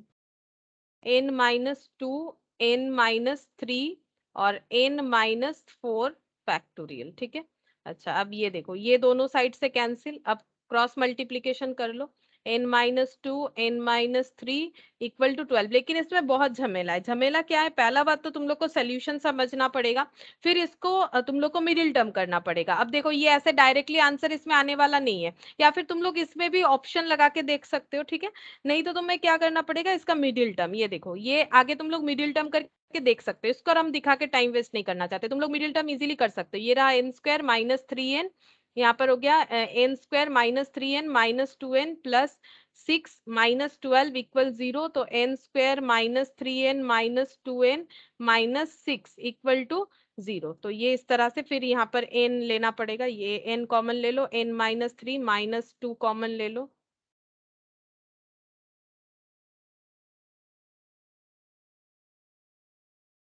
ठीक है, ये एक्चुअली देखो इस तरह से जाएगा भी नहीं, इसको तुम लोग को फिर से लिखना पड़ेगा क्योंकि 6 का अगर हम लोग एक्चुअली इसको अगर मिडिल टर्म करते हैं ना, ये देखो ये हो गया -5n -6 इक्वल टू 0 है, तो ये 3 और 2 से नहीं होगा। इसको अगर 6 - 1 करोगे तब जाके मिडिल टर्म होना पॉसिबल होगा। ठीक है, तब जाके मिडिल टर्म होना पॉसिबल होगा। n² - 6n plus n - 6 equal 0, n common ले लो, n-6 प्लस 1 कॉमन ले लो, n-6 0। ठीक है, तो ये देखो n-6 और n+1, तो यहाँ पर n का वैल्यू 6 और n का वैल्यू -1, और हमें पता है n कभी नेगेटिव नहीं हो सकता, इसलिए n 6 होगा। फिर भी मैंने बता ही दिया ना बोलते बोलते। ठीक है, और ये देखो यहाँ से 6 का वैल्यू सी आंसर आया। ठीक है, आंसर हम लोग का 6 आया। हम लोग यहाँ पर बहुत इजीली कैलकुलेट करके देख सकते हैं, लेकिन ये वही कर पाओगे जिसको ये प्रैक्टिस है ये सॉल्व करने का, अदरवाइज इसमें बहुत ज्यादा ज्यादा परेशानी है। इससे अच्छा है यहाँ पर ऑप्शन से देख देख के करो। ठीक है, आंसर दोनों में ही एक ही जैसा आ जाएगा। अच्छा, अब ये वाला हो गया। नेक्स्ट हम लोग देखते हैं क्वेश्चन नंबर 12। ठीक है, ये क्वेश्चन थोड़ा सा अलग है। देखो यहाँ पर क्या बोला है क्वेश्चन नंबर 12 में, ये देखो यहाँ पर बोल रहा है summation of r equal to 1 से लेके 10। ठीक है, और r इंटू RPR, और हम लोग को बोल रहा है find is equal to, is कौन सा होगा, ये सारे ऑप्शन में से कौन सा होगा। अब यहाँ पर इसका मतलब तो तुम लोग को पता ही है, स्टैटिस्टिक्स में तुम लोग कर ही रहे हो, समेशन का मतलब प्लस होता है। आर का वैल्यू 1 से लेके 10 तक होगा, मतलब ये जो फंक्शन यहाँ पर लिखा हुआ है, यहाँ पर आर का वैल्यू एक बार 1, एक बार 2, एक बार 3 ऐसे करके होगा। तो अगर 1 होता है तो 1 इंटू 1p1, ठीक है, समेशन है तो प्लस होगा। फिर आर का वैल्यू 1 के बाद 2 हो जाएगा, 2 इंटू 2p2, ठीक है। फिर आर का वैल्यू क्या हो जाएगा, 3 इंटू 3p2, 3p3। अब ये प्लस हम अपने मन से नहीं दे रहे, ये समेशन ही हमें बताता है कि प्लस हो रहा है। ठीक है, 4 into 4p4, 5 into 5p5, 6 into 6p6, 7 into 7p7, 8 into 8p8, 9 into 9p9 और 10 इंटू 10p10। ठीक है, क्या अब हम लोग इसको बैठ बैठ के सॉल्व करेंगे? नहीं, इसका भी एक शॉर्टकट है, देखो बैठ के सॉल्व करने का जरूरत नहीं। हम एक पहले यहाँ पर छोटा सा फॉर्मूला बताते हैं, ठीक है, फॉर्मूला नहीं मतलब एक हम सिंप्लीफिकेशन बताते हैं। मान लो n+1 factorial minus n factorial है, इसको हम लोग कैसे प्रेजेंट कर सकते हैं, इसको हम लोग ऐसे प्रेजेंट कर सकते हैं, n+1 लिख दिया, ठीक है, ये दोनों में से बिगर वैल्यू ये है, तो दूसरा क्या हो जाएगा n+1, इसको अगर स्प्लिट करा है जैसे 4 फैक्टोरियल को करते हैं तो 4 के बाद 3 आता है, कैसे आता है 4-1, फिर 4 3 के बाद 2 आता है, 2 कैसे आता है 4-2, तो पहला क्या होता है 4, तो वैसे ही n+1 फिर दूसरा आ जाएगा, n+1 तो था ही, पहला -1 फिर दूसरा -2, हम लोग -1 तक ही लिखेंगे, इससे हम लोग हमारा जो सिंप्लीफिकेशन है वो पॉसिबल होगा। देखो कैसे, n+1 ये +1 -1 कैंसिल होके n फैक्टोरियल हो गया, -n फैक्टोरियल। अब n फैक्टोरियल कॉमन ले लो तो n+1 -1, ठीक है, तो इसको सिंप्लीफाई करने से कितना आ रहा है n फैक्टोरियल इंटू n, ठीक है, n फैक्टोरियल इंटू n। ये जो ट्रांसफॉर्मेशन है ये हमें समझना पड़ेगा, देखो ये क्या हो रहा है, ये थोड़ा सा हमें समझना पड़ेगा। इसका मतलब अगर n+1 factorial minus n factorial मतलब ये हो सकता है, ठीक है, तो ये अगर याद रखोगे तो ये क्वेश्चन हम लोग शॉर्टकट में कर सकते हैं, ठीक है। अब देखो यहाँ पर हम लोग इसको लिख सकते हैं 1 फैक्टोरियल, क्योंकि हमें पता है 1p1 का मतलब क्या होता है, 1p1 का मतलब हमारा 1 फैक्टोरियल होता है, ये हम लोग पहले ही पढ़ चुके हैं, ठीक है, ये हम लोग पहले ही पढ़ चुके हैं। 1 फैक्टोरियल डिवाइडेड बाई 1-1, 1-1 मतलब 0 हो जाएगा, 1 माइनस, अरे किसी भी तरह से यहाँ पर लिखा ही नहीं हो रहा, 1-1 का मतलब यहाँ पर 0 हो जाएगा, तो 1 फैक्टोरियल 0 फैक्टोरियल, 0 फैक्टोरियल का मतलब, चलो यहाँ लिखते हैं 1 फैक्टोरियल डिवाइडेड बाई 0 फैक्टोरियल मतलब 1 फैक्टोरियल बाई 1 यानी 1 फैक्टोरियल। ये हम लोग पहले ही पढ़ चुके हैं ना, पहले ही हम लोग फॉर्मूला देख चुके हैं कि n का मतलब n फैक्टोरियल होता है, ये हम लोग स्टार्टिंग में ही ये फॉर्मूला देख चुके हैं, तो अब हम लोग उसी फॉर्मूले को यहाँ पर यूज करेंगे और कुछ नहीं। तो देखो पहले हम ये जो नॉन फॉर्मूला है उसका यूज करते हैं, तो उसमें ऐसे हो गया, फिर दूसरा हो जाएगा 2 × 2 फैक्टोरियल, फिर 3 × 3 factorial, 4 × 4 factorial, 5 × 5 factorial, 6 × 6 factorial, 7 × 7 factorial, 8 × 8 factorial, 9 × 9 factorial और 10 × 10 फैक्टोरियल। अब ये फॉर्मेशन देखो n फैक्टोरियल वाला हुआ कि नहीं, n factorial, n factorial, n factorial, और n फैक्टोरियल का मतलब ही क्या होता है, n फैक्टोरियल का मतलब होता है n+1 factorial minus n factorial. हम लोग हर एक n फैक्टोरियल को ऐसे लिख सकते हैं, ठीक है, तो कैसे हो जाएगा देखो, इसका मतलब हो जाता है n+1 factorial minus n factorial. अब यहाँ पर n कितना है, यहाँ पर n का वैल्यू 1 है, तो n+1 मतलब 1+1 यानी 2 फैक्टोरियल, ये देखो 1+1 यानी 2 फैक्टोरियल, और ये देखो माइनस कितना है माइनस n फैक्टोरियल यानी -1 फैक्टोरियल। ये ना इसी तरह से ट्रांसफॉर्मेशन करेंगे तभी हम लोग का क्वेश्चन सॉल्व होगा। ये एक फॉर्मूला जस्ट हम लोगों ने ऐसे ही डिराइव किया और इसको यूज करके हम लोग कर रहे हैं। देखो पहले मैंने क्या किया, एक बार ये 2 लाइन बता देते, पहले मैंने कुछ नहीं जस्ट यहाँ 1 से लेके 10 तक का वैल्यू पुट किया इस फॉर्मेट में और कुछ नहीं, देख देख के लिखा, फिर 1p1 मतलब हमें पता है 1 फैक्टोरियल होगा, 2 फैक्टोरियल, ऐसे करके हम लोगों ने लिखा। तो ये तो कोई फॉर्मूला नहीं है, ये तो नॉर्मल हम लोग परमुटेशन अभी तक जो सीखे उसका एप्लीकेशन हम लोगों ने कर दिया, ठीक है। अब यहाँ पर मैंने एक ट्रांसफॉर्मेशन दिखाया कि अगर n+1 factorial minus n factorial को लिखा जाए तो वो कुछ ऐसा बन सकता है, तो n फैक्टोरियल हमारा हर एक फॉर्मेशन ऐसा है। अब हम लोग बोल सकते हैं this one equal to this one या फिर ये इक्वल टू ये, तो n+1 factorial minus n factorial, यहाँ पर n क्या है, पहले वाले केस में n है 1, दूसरे वाले केस में n है 2, फिर 3 है, फिर 4 है, 5 है, 6 है, ऐसा करके 10 तक है। तो हमें क्या लिखना है, n+1 minus n factorial, n+1 मतलब 1+1 2 फैक्टोरियल माइनस 1 फैक्टोरियल, क्योंकि पहले केस में n का वैल्यू 1 है, दूसरे केस में n का वैल्यू 2 है, तो 2+1 यानी 3 फैक्टोरियल, 3 फैक्टोरियल, अब माइनस कितना हो जाएगा, माइनस हो जाएगा हमारा 2 फैक्टोरियल, ठीक है, -2 फैक्टोरियल हो गया।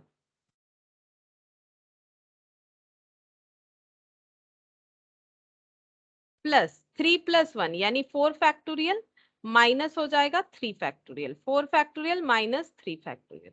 अच्छा फिर यहाँ पर देखो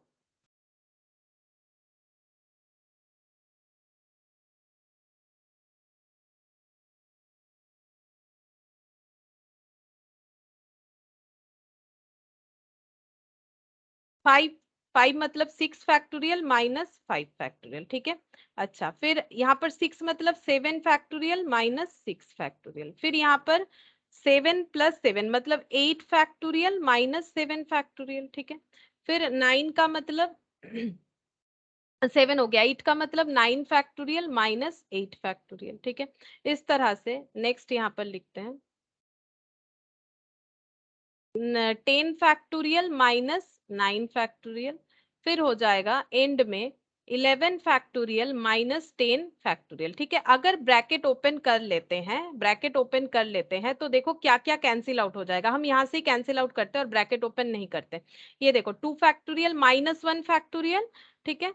अच्छा ये देखो 2 फैक्टोरियल प्लस और 2 फैक्टोरियल माइनस कैंसिल हो गया, 3 प्लस और 3 माइनस कैंसिल हो गया, ठीक है।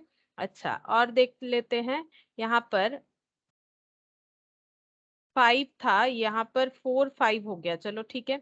6 factorial plus 6 factorial minus 5 factorial, एक मिनट मैंने सही सही तो लिखा ना, 2 1 3 2 4 3 5 के बाद अच्छा एक नहीं लिखा है, एक नहीं लिखा है, एक छूट गया। यहाँ पर मिडिल में एक आएगा, ये देखो 1 के लिए ये वाला, 2 के लिए 3 2, 3 के लिए 4 3, तो 4 के लिए क्या हो जाएगा 5 4, वो नहीं लिखा, वो छूट गया है, ठीक है। तो यहाँ पर मिडिल में इसको ऐड कर देते हैं, मिडिल में एक छूट गया है देखो, तो यहाँ पर हो जाएगा 5 फैक्टोरियल माइनस 4 फैक्टोरियल, ये एक रह गया, ठीक है। चलो अब हम लोग कैंसिल आउट करते हैं, फिर से देखो यहाँ पर कैंसिल आउट करते हैं, तो ये देखो प्लस -4 और ये +4, ये कैंसिल हो जाएगा, -5 और +5 कैंसिल हो गया, 7 7 कैंसिल हो गया, 8 8 कैंसिल हो गया, 9 9 कैंसिल हो गया, 10 10 कैंसिल हो गया, बचा क्या, इधर -1 फैक्टोरियल और इधर 11 फैक्टोरियल। तो हम लोग क्या लिख सकते हैं, 11 फैक्टोरियल प्लस है, तो हम लोग ऐसे लिख सकते हैं 11 फैक्टोरियल माइनस 1 फैक्टोरियल, ठीक है। और इस 11 फैक्टोरियल को हम लोग ऐसे लिख सकते हैं 11p11 और 1 फैक्टोरियल का मतलब 1। ऐसा इसीलिए किया मैंने इस क्वेश्चन को क्योंकि हमारा ऑप्शन ही कुछ ऐसा है, तो 11p11 माइनस 1 ऑप्शन बी हम लोगों का सही आंसर होगा, ठीक है। ऑप्शन बी हम लोग का सही आंसर होगा। ये इस तरह से हम लोगों को करना पड़ेगा, इसके अलावा हमारे पास कोई ऑप्शन नहीं है। ऑप्शन है फिर क्या करना पड़ेगा तुम लोग को, पूरा ये सॉल्व करके देखना पड़ेगा, एक बहुत ज्यादा वैल्यू वाला आंसर आएगा, फिर तुम लोग को यहाँ पर हर एक 11p11 का मतलब चेक करना पड़ेगा, फिर 11p11 +1 -1 चेक करना पड़ेगा, उसके बाद तुम लोग ये पूरे वैल्यू के साथ उसे कंपेयर कर सकते हो। नहीं होगा ऐसा हम नहीं बोलेंगे, ये सबका इंडिविजुअल आंसर निकाल लो कैलकुलेटर के थ्रू से, फिर ऑप्शन के साथ कंपेयर करके देखो कौन से ऑप्शन से टैली होता है, वो भी होगा। अदरवाइज इस तरह से कर सकते हो, ठीक है, इस तरह से। तो एक चीज हम और भी एक शॉर्टकट बोल सकते हैं, अगर ये 10 तक जाता है तो ये 11p11 -1 होगा, ठीक है। इसका और एक प्रूफ देखो, जैसे ये हम अगर दो डेटा ले लेते हैं 1 into 1 factorial plus 2 into 2 factorial, ठीक है। इसको सॉल्व करो, 1 इंटू 1 फैक्टोरियल मतलब 1 इंटू 1, 2 इंटू 2 फैक्टोरियल मतलब 2 इंटू 2 इंटू 1, तो ये कितना हो गया 1, ये कितना हो गया 4, यानी 5 हो जाएगा, ठीक है। अब हम लोग ये जो आंसर 5 हो गया, अब हम लोग इसको कैसे लिख सकते हैं, देखो अगर 10 तक जाता है तो 11p11 लिख सकते हैं, तो 2 तक जाएगा तो हम लोग कैसे लिख सकते हैं 3p3 -1 ऐसे लिख सकते हैं। और 3p3 का मतलब क्या, 3 फैक्टोरियल -1, 3 फैक्टोरियल का मतलब 6 -1 यानी कि 5, देखो कंपेयर हो गया। तो ये भी एक शॉर्टकट याद रख सकते हो तुम लोग, इस क्वेश्चन को याद रखने का तरीका कि अगर r का वैल्यू 1 से 10 तक जाएगा और फंक्शन अगर ऐसा बना हुआ है तो वो इक्विवेलेंट हो जाएगा 10 के यहाँ पर 11p11 -1, ठीक है। जैसे यहाँ पर देखो ये प्रूव करके मैंने दिखाया ना कि 1 इंटू 1 फैक्टोरियल और 2 इंटू 2 फैक्टोरियल अगर हम लोग सिर्फ 2 ही डिजिट लेते हैं तो उसका आंसर 5 आता है, और उसको अगर हम लोग लिखना चाहते हैं क्योंकि यहाँ पर 2 तक लिखा तो यहाँ 3p3 -1 आंसर होगा, कंपेयर करके बता रहे हैं, तो यहाँ पर भी 5 आ रहा है यानी सही हो रहा है। एक तो ऐसे याद रख लो या ऐसे याद रख लो या फिर लेंदी वाला प्रोसेस ले लो, ये सबको सॉल्व कर लो, सॉल्व करके कंपेयर करो ऑप्शन ए बी सी के साथ और ए बी सी का भी आंसर निकालना पड़ेगा, तो तुम लोग को 11p11 का आंसर निकालना पड़ेगा। मैंने 3 तरीके से ही बता दिया, अब 3 तरह से ही बता दिया, देखो जैसे तुम लोग को ठीक लगे तुम लोग कर सकते हो। लेकिन ये सबसे आसान है कंपेयर करने वाला। अगर ये 10 तक जाएगा और यही फंक्शन होना चाहिए, इसी पे अप्लाई होगा, बाकी सारे फंक्शंस पे नहीं होगा, तब फिर इस तरह से आंसर होगा। अच्छा, अब देखो ये ऑप्शन बी हो गया। 13 का क्वेश्चन देखते हैं, question number 13। The total number of 9 digit number of different digits, बोल रहा है कि total number of 9 digits number, कितने सारे 9 डिजिट्स नंबर हो सकते हैं डिफरेंट डिफरेंट डिजिट से। अभी हम लोग को डिजिट्स नहीं बताया, तो बोलो अगर हमें कुछ डिजिट्स नहीं बताता है तो डिफरेंट डिजिट्स, हमारे पास टोटल डिजिट्स कितने होते हैं मैथ्स में बता सकते हो? मैथमेटिक्स में टोटल डिजिट कितने हैं बता सकते हो? कितने सारे नंबर है, एक्चुअली कितने सारे नंबर है मैथ्स में? बोलो मैथ्स में कितने सारे नंबर है? जैसे तुम लोग 1 2 3 4 लिखते हो ना, कितने मैम सारे 0 to नंबर? 9 10 0 0 to 9, 0 1 2 3 4 5 6 7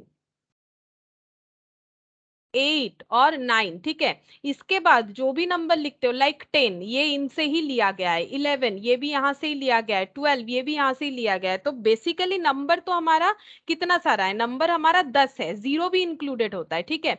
तो हमारे पास पूरे दुनिया में ही सभी के पास टोटल 10 ही नंबर है, ठीक है। मैथ्स में टोटल हमारे पास 10 ही नंबर होते हैं।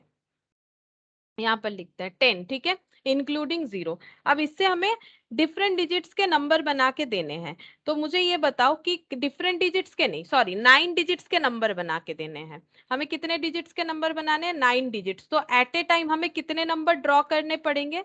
9 नंबर, ठीक है। तो 9 डिजिट्स के नंबर बनाने, 1 2 3 4 5 6 7 8 9, ठीक है। तो 9 डिजिट्स के नंबर बनाने, तो जीरो सामने कभी नहीं आएगा, जीरो सामने कभी नहीं आएगा, जीरो आने से वो 8 डिजिट बन जाएगा। तो जीरो के अलावा कोई भी आ सकता है, कोई भी, यानी 9 डिजिट्स में से कोई भी, ठीक है। जीरो के अलावा बाकी 9 डिजिट्स में से कोई भी आ सकता है, यानी NP1, और बाकी को फिलअप करने का कोई रेस्ट्रिक्शन नहीं है। यहाँ अगर एक आ गया 10 में से, यहाँ एक आ गया, तो बाकी भी बचते हैं 9, ठीक है। बाकी भी 9 डिजिट बचते हैं। 9 डिजिट को हम लोग बाकी 8 प्लेसेस में कितने तरह से फुलफिल कर सकते हैं? 9P8, मैंने थोड़ा सा हटा के लिखा, पता नहीं यहाँ कुछ डिस्टर्बेंस होता है, हो रहा है, नहीं आ रहा है लिखाई इसीलिए, ठीक है। तुम लोग एक ही साथ लिखो। तो ये दोनों हमें एक साथ करना है, ठीक है। तो यहाँ 9 फैक्टोरियल, यहाँ पर हो गया 8 फैक्टोरियल, मल्टीप्लाई 9 फैक्टोरियल और 1 फैक्टोरियल, ठीक है। तो ये आंसर कितना हो जाएगा? 9 into 8 factorial divided by 8 factorial, cancel into 9 factorial. तो 9 इंटू 9 फैक्टोरियल ये आंसर हो जाएगा। देखते हैं कौन सा ऑप्शन होगा। 9 इंटू 9 फैक्टोरियल यानी ऑप्शन सी, ठीक है। ऑप्शन सी हम लोगों का आंसर होगा। यहाँ पर हमें डिजिट्स नहीं बताया, लेकिन मैथमेटिकली हमारे पास 10 डिजिट होते हैं, ठीक है। हमें 9 डिजिट का नंबर बनाने बोला है, सामने जीरो नहीं आएगा तब 8 डिजिट हो जाएगा। सामने वाला प्लेस 9 नंबर में से किसी भी एक नंबर से फिलअप हो सकता है, बाकी 8 जगह बचे हुए 9 नंबर से किसी भी तरह से फिलअप हो सकता है। 9P8 यानी इतने तरीके से total 9 into n factorial, option C हो जाएगा।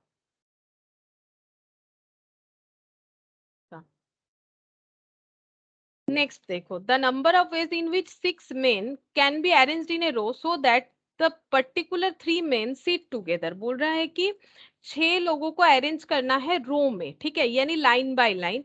लेकिन ऐसा होना चाहिए कि 3 पर्टिकुलर लोग जो है वो एक साथ ही बैठे, ठीक है। तो टोटल पर्सन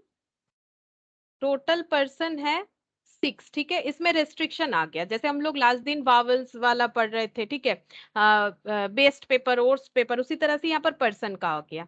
3 पर्सन में रेस्ट्रिक्शन है, 3 पर्सन में रेस्ट्रिक्शन नहीं है, रेस्ट्रिक्शन नॉट रेस्ट्रिक्टेड, ठीक है। रेस्ट्रिक्शन वाला क्या है कि तीनों एक साथ बैठेंगे, तो ये तीनों को हम लोग एक ग्रुप मानते हैं। जब भी 3 4 5 एक साथ का बात होता है तो उसे एक ग्रुप मानते हैं, इसमें कोई रेस्ट्रिक्शन नहीं है, ये इंडिविजुअल है। तो टोटल 4 हमारा अरेंजमेंट होना चाहिए, ठीक है।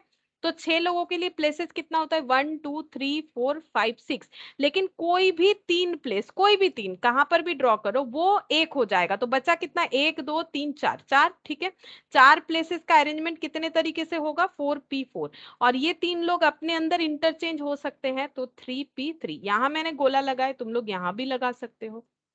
तो इसका आंसर क्या हो जाएगा, 4p4 का मतलब 4 फैक्टोरियल, 3p3 का मतलब 3 फैक्टोरियल, 4p4 मतलब 24 और 6 144 हो गया। देखते हैं ऑप्शन। अच्छा, यहाँ पर इस तरह से आंसर दे रखा है 4p4 इंटू 3p3, यानी ऑप्शन बी हो जाएगा ये वाला। ठीक है, तो ऑप्शन बी, ये सॉल्व करने का जरूरत नहीं है क्योंकि हमारे पास उस तरह से ऑप्शन दिया नहीं है। ठीक है, तो ऑप्शन बी हो गया हम लोग का आंसर। अच्छा, 14 के बाद 15 देखो क्या बोल रहा है, देयर आर 5 स्पीकर। ठीक है, 5 जो है स्पीकर है। स्पीकर का नाम क्या है, ए बी सी डी ई। ठीक है, स्पीकर मतलब जो बोलते हैं। The number of ways in which A will speak always before B.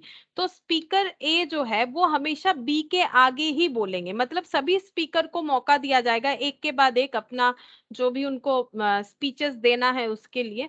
लेकिन एक कंडीशन है कि बाकी में कुछ ऐसा नहीं कि कौन किसके आगे पीछे बोलेगा, लेकिन बी के आगे हमेशा ए ही बोलेगा, ऐसा कंडीशन है। तो कैसे होगा, देखो कितने तरीके से अरेंजमेंट हो सकता है। तो टोटल स्पीकर 5। ठीक है, अब रेस्ट्रिक्शन देखो, total A B C D E 5 है, रेस्ट्रिक्शन कितने हैं, रेस्ट्रिक्शन 2 का है। Restriction, restrict, not restrict. ठीक है, रेस्ट्रिक्ट है 2, नॉट रेस्ट्रिक्ट है 3। 2 में से ए बी, और यहाँ पर नॉट रेस्ट्रिक्ट है सी डी ई। ठीक है, तो हम लोग अरेंजमेंट कैसे मानेंगे, ये दोनों मिलके एक ग्रुप हो जाएंगे। ठीक है, यहाँ पर 3, तो टोटल 4 लोगों का अरेंजमेंट हमें करना पड़ेगा। ठीक है, 4 लोगों का अरेंजमेंट कितने तरीके से हो जाएगा, 4 लोगों का अरेंजमेंट हो जाएगा 4p4 तरीके से। ठीक है, 4p4,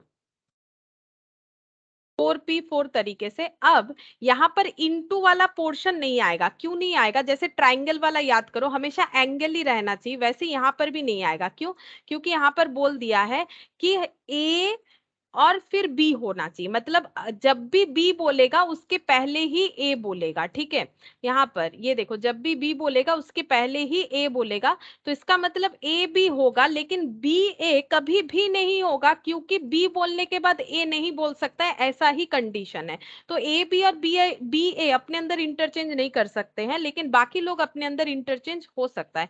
4p4, तो 4p4 का मतलब 4 फैक्टोरियल, यानी कि आंसर 24 हो जाएगा। 24 यानी ऑप्शन 24, ये वाला ऑप्शन ए। ठीक है, ऑप्शन ए हम लोग का आंसर हो जाएगा। मतलब कैसे हो सकता है अरेंजमेंट, ये देखो हम एक अरेंजमेंट दिखा रहे हैं, जैसे मान लो पहले सी बोल लिए। ठीक है, फिर मान लो ए बोल रहा है, तो इसके बाद बी बोल लेंगे, फिर डी, फिर ई। इस तरह से अलग अलग अरेंजमेंट हो सकता है, ए बी होगा कहीं पर भी लिखो, या फिर ऐसे हो सकता है सी डी ई फिर ए बी। ठीक है, फिर ए बी, बी बचे हुए तो आगे ए बोलेंगे फिर बी। इस तरह से 24 तरह से अरेंजमेंट हो सकता है, उनको किसके बाद कौन बोलेगा। ठीक है, तो ऐसे 24 अरेंजमेंट तो लिखना पॉसिबल नहीं है, तो जस्ट मैंने एक एग्जाम्पल दिखा दिया।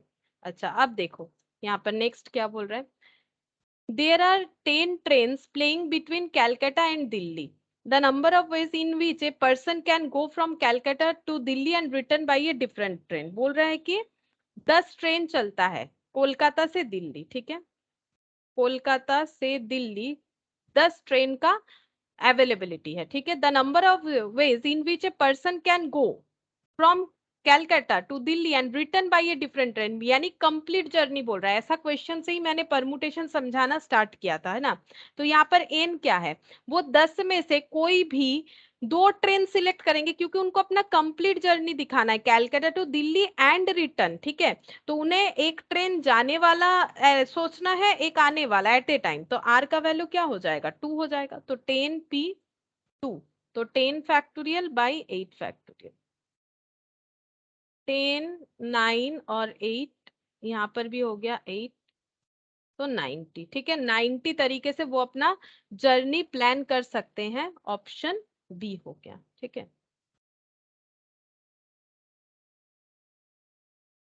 अब देखते हैं नेक्स्ट। देखो, the number of ways in which 8 sweats of different sizes can be distributed among 8 persons of different ages so that the largest weight always goes to be the younger, assuming that each one of them each one of them gets a sweet is, ठीक है, क्या बोल रहा है कि 8 sweats हमें different size of अलग अलग साइज के हैं, वो डिस्ट्रीब्यूट करने हैं 8 लोगों में। तो 8 लोगों में 8 चीज कैसे डिस्ट्रीब्यूट होता है, 8p8, लेकिन यहाँ एक कंडीशन बता दिया है, सभी अलग अलग एज के लोग हैं और हमें ये देखना है कि जो सबसे बड़ा स्वेट है वो हमेशा सबसे कम उम्र वाले लोग लोग जो है उसके पास जाना चाहिए। तो लार्जेस्ट मतलब एक होता है, तो 8 लोगों में से जो सबसे छोटा होगा उसके पास सबसे बड़ा वाला स्वेट जाना चाहिए, ठीक है।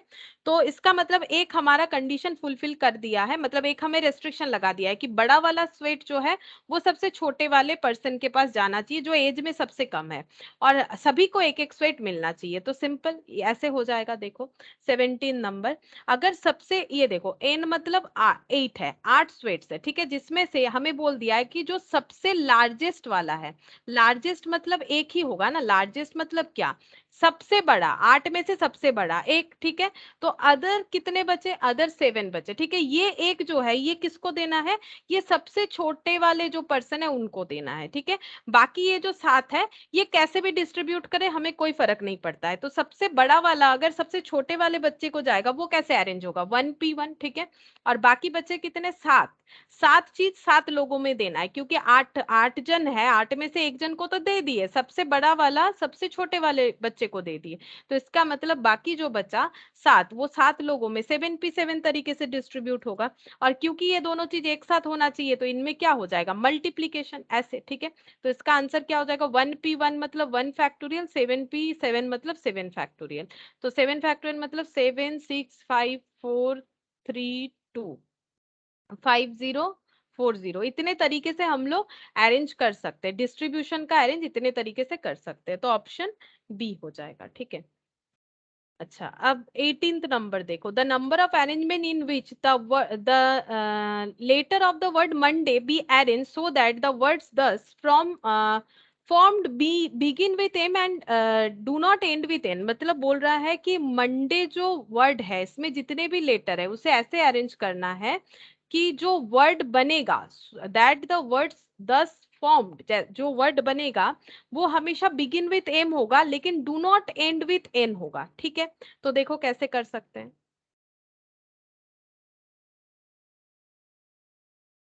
मंडे, मंडे जो वर्ड है इसमें जितने भी लेटर है हमें ऐसे अरेंजमेंट करने, पहला बात है कितना सारा है, 1 2 3 4, 1 2 3 4 5 6, 1 2 3 4 5 6, ठीक है। कंडीशन क्या दिया है, कंडीशन दिया है कि हमेशा बिगिन विथ एम होना चाहिए, यहाँ पर एम ही आएगा, ठीक है, यहाँ पर एम ही आएगा और एन से खत्म नहीं होना चाहिए, ठीक है। मतलब एंड में एन नहीं आना चाहिए, हम ऐसे क्रॉस लगा देते हैं, एंड में एन नहीं आना चाहिए, तो स्टार्टिंग में एम ही आएगा। तो एम आएगा तो 1p1, ठीक है, एम आएगा तो 1p1, एक एम यहाँ पर हमेशा फिक्स्ड होगा, एम ही फिक्स्ड होगा।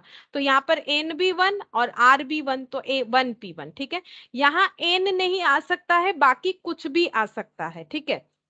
तो यहाँ अगर एन नहीं आएगा तो यहाँ क्या क्या आ सकता है, सोचो, एम यहाँ बैठ गया, यहाँ एन नहीं आ सकता है, तो यहाँ क्या आ सकता है, ओ आ सकता है, डी आ सकता है, ए आ सकता है, वाई आ सकता है, ठीक है। ये चारों में से कोई भी एक यहाँ पर आ सकता है, ठीक है, ये चारों में से कोई भी एक यहाँ पर आ सकता है, क्योंकि टोटल तो 6 था, 6 में से एक का हम लोग यहाँ पर लगा दिए, ठीक है, ये एक यहाँ पर हो गया, बचा 5, 5 में से एक यहाँ नहीं आ सकता है, तो बाकी 4 में से कोई भी एक यहाँ पर आ सकता है। तो यहाँ पर आ गया 4p1, बाकी 4 में से कोई भी एक यहाँ पर आ सकता है।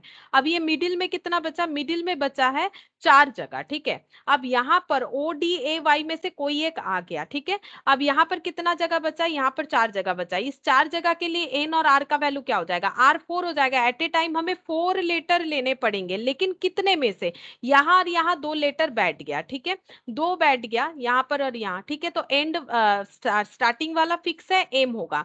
यहाँ पर क्या हो सकता है, एंड वाला ओ डी ए वाई में से कुछ भी हो सकता है। तो मिडिल वाला क्या होगा, मिडिल में एन आएगा ही आएगा, या तो यहाँ आ जाए, या तो यहाँ आ जाए, या तो यहाँ आ जाए, या तो यहाँ आ जाए। और इसके अलावा वो बाकी लेटर आ जाएंगे जो यहाँ पर नहीं आ रहे, ठीक है।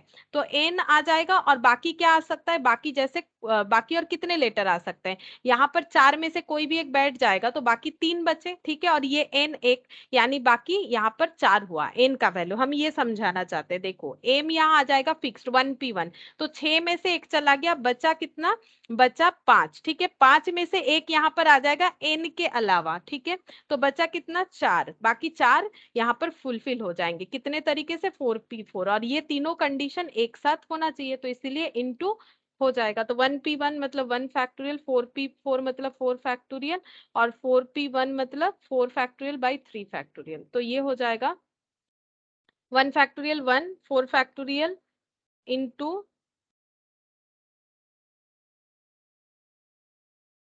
4 इंटू 3 फैक्टोरियल बाई 3 फैक्टोरियल, तो ये आंसर हो जाएगा 4 फैक्टोरियल यानी 24, 24 इंटू 4, तो 96, ठीक है, इसका आंसर देखो 96 यानी कि ऑप्शन सी, ठीक है, 96 यानी कि ऑप्शन सी हो जाएगा। अच्छा, अब क्वेश्चन नंबर 19, इसमें क्या बोला है, देखो the total number of ways in which 6 plus and 4 minus signs can be arranged in a line such that no two minus sign occur together. हमें इस तरह से प्लस और माइनस साइन को एक कैसे देना है, arranged in a line, line मतलब रो में देना है, ताकि कोई भी दो माइनस साइन एक साथ ना आए। तो प्लस साइन 6 है, प्लस है 6 और माइनस है 4,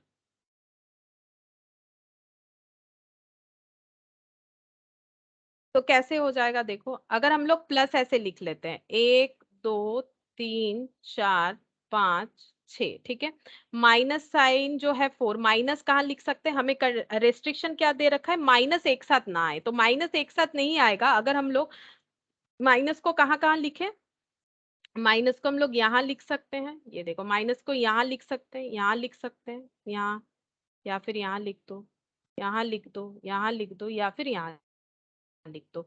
तो माइनस के लिए हमारे पास कितने सारे प्लेस है, 1 2 3 4 5 6 7, 7 प्लेसेस हो गए, ठीक है, माइनस के लिए हमारे पास 7 प्लेसेस हो गए, और प्लस के लिए 6 प्लेसेस, ठीक है, तो 7 प्लेसेस में 4 माइनस को हम लोग 7p4 तरीके से अरेंज कर सकते हैं, और 6 प्लस को 6 प्लेसेस में 6p6 तरीके से अरेंज कर सकते हैं। तो 7 फैक्टोरियल और ये 3 फैक्टोरियल, 6p6 का मतलब 6 फैक्टोरियल, तो ये कितना हो जाएगा, 7 फैक्टोरियल मतलब 7 6 5 4, 3 से कैंसिल हो गया 840, और यहाँ पर 6 5 4 3, अच्छा 2, तो 201, हम पहले आंसर देख लेते किस तरह से दे रखा है, क्या इतना बड़ा आंसर है, नहीं दे रखा है इतना बड़ा आंसर, ठीक है, तो 7 factorial into 6 factorial divided by 3 factorial, ये वाला देखो ऑप्शन बी, ऑप्शन बी के साथ हमारा आंसर जा रहा है, तो ऑप्शन बी, ये सॉल्व करने नहीं बोला है, काफी लंबा चौड़ा आंसर आ रहा है, तो ये ऐसे ही दे दिया है, तो हम लोग का ऑप्शन बी हो जाएगा। क्या बोला था हमारे पास, कुछ प्लस साइन है, 6 प्लस साइन है, माइनस साइन 4 है, हमें इस तरह से अरेंजमेंट करना है ताकि किसी भी तरीके से क्या हो, माइनस साइन पास पास ना हो, ठीक है, तो प्लस के आगे पीछे देना चाहिए, तब जाके पास पास नहीं होगा, ठीक है।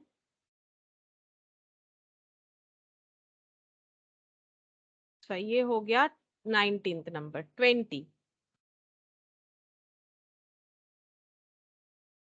20 का देखो, the number of ways in of which of the number of ways in which the letter of the word mobile, ठीक है, मोबाइल जो वर्ड है अरेंज्ड, इसको अरेंज करना है, consonant always occupy the odd places, ताकि कॉन्सोनेंट ऑड प्लेस ऑक्युपाई करे, mobile,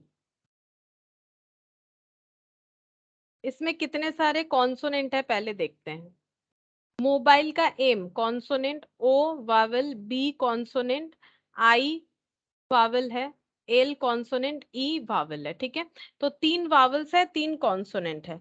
अब देखो M O B I L E, तो ऑड प्लेसेस कौन सा है, ये ऑड पहला, ये ऑड, ये वाला ऑड। तो ऑड प्लेसेस कितने हैं? ऑड प्लेसेस है टोटल 3, और हमारे पास कॉन्सोनेंट भी 3 है। बोल रहा है कि कॉन्सोनेंट हमेशा ऑड प्लेसेस ले ले, ठीक है।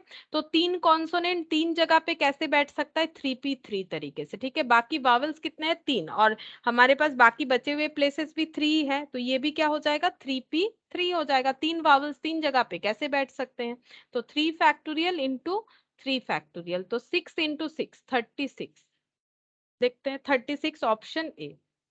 36 यानी ऑप्शन ए हो गया। अच्छा, अब नेक्स्ट देखो यहाँ पर क्या बोला। अच्छा, अब राउंड टेबल का क्वेश्चन आ गया, ठीक है। राउंड टेबल मतलब सर्कुलर परमुटेशन, ठीक है। तो हम लोग सर्कुलर परमुटेशन एक अब स्टार्ट करेंगे पढ़ना। उसके बाद यहाँ पर जितने भी सर्कुलर रिलेटेड क्वेश्चन है वो हम लोग कंप्लीट कर लेंगे, ठीक है। अच्छा, अब हम लोग हेडिंग करते हैं सर्कुलर। अभी तक हम लोग रो का अरेंजमेंट पढ़ रहे थे, अब हम लोग पढ़ेंगे सर्कुलर परमुटेशन। देखो ये कैसा होता है, ये एक अलग कंसेप्ट सीख रहे हैं हम लोग।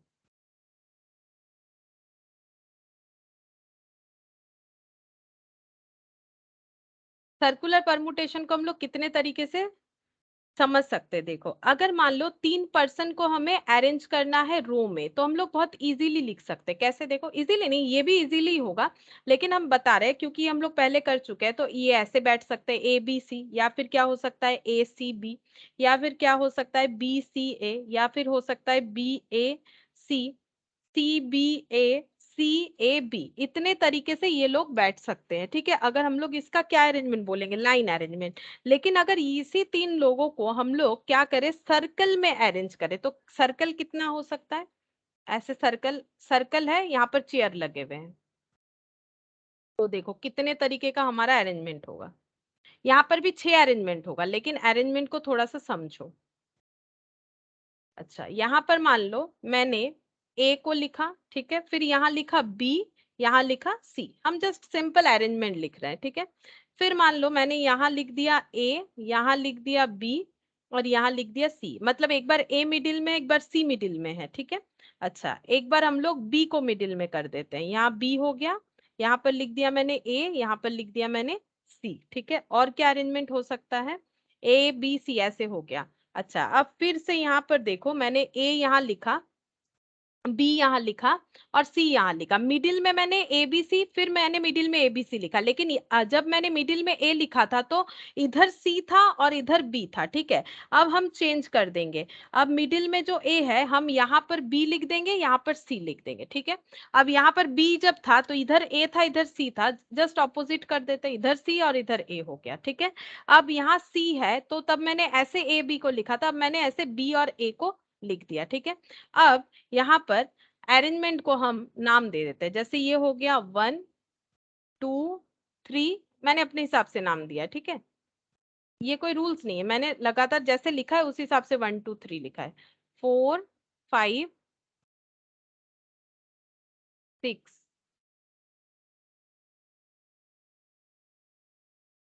ठीक है। अच्छा, अब हम लोग क्या करेंगे? देखो यहाँ पर फर्स्ट अरेंजमेंट में, ठीक है, फर्स्ट अरेंजमेंट में who is left of A और हु इज राइट ऑफ ए, ये हमें बताना है, ठीक है। सेकेंड अरेंजमेंट भी हम लोग सेम चीज देखेंगे। Who is left of A, who is right, मतलब कोई भी एक पर्टिकुलर पर्सन के रेस्पेक्ट में हम लोग सोच सकते हैं, ठीक है। हम ए लिख रहे हैं, तुम लोग ए की जगह कोई और भी ले सकते हो, बी ले सकते हो, ठीक है। थर्ड नंबर में फिर से देखो, who is left of A, who is right of A.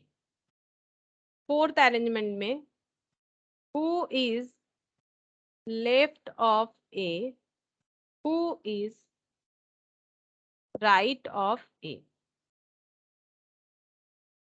Fifth arrangement में who is left of A, who is right of ए।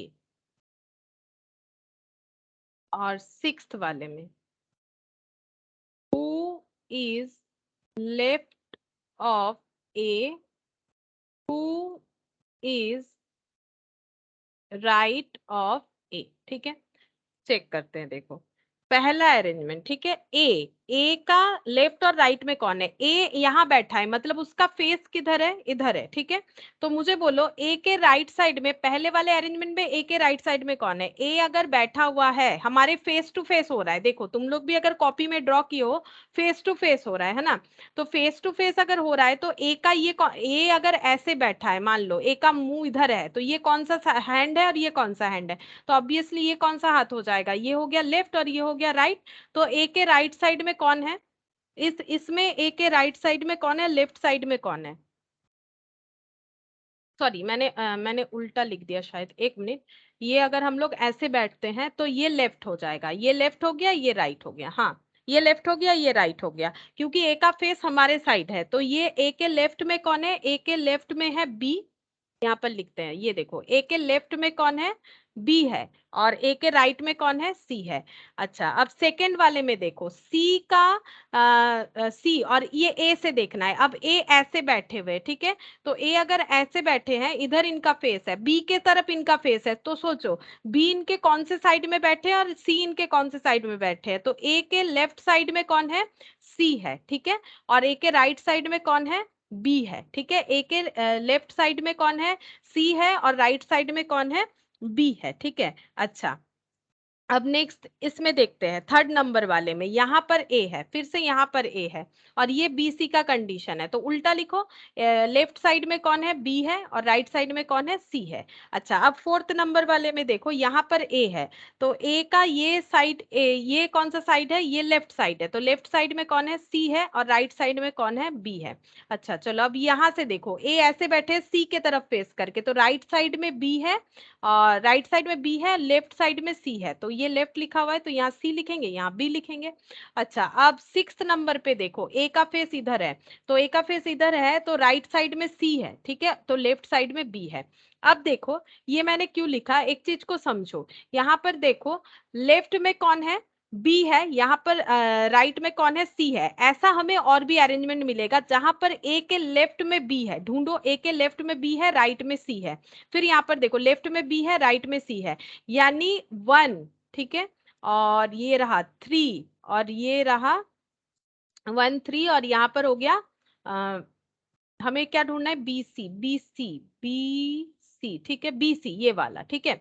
तो 1 3 और 6, ये एक ही जैसा है, ये अरेंजमेंट एक ही जैसा है, जहां पर ए के लेफ्ट में बी है और राइट में सी है।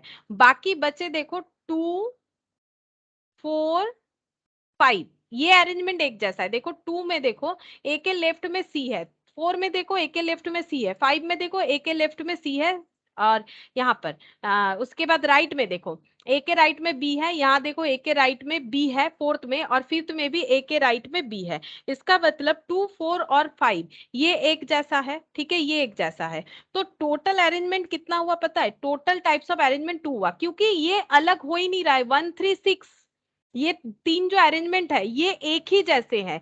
ये 1 अगर ऐसे बैठते हैं, 1 जो तरीका है और ये जो थर्ड नंबर तरीका है, ये दोनों सेम है, इसमें कोई फर्क नहीं है, इसमें कोई फर्क नहीं है, राउंड में कोई फर्क नहीं पड़ता है।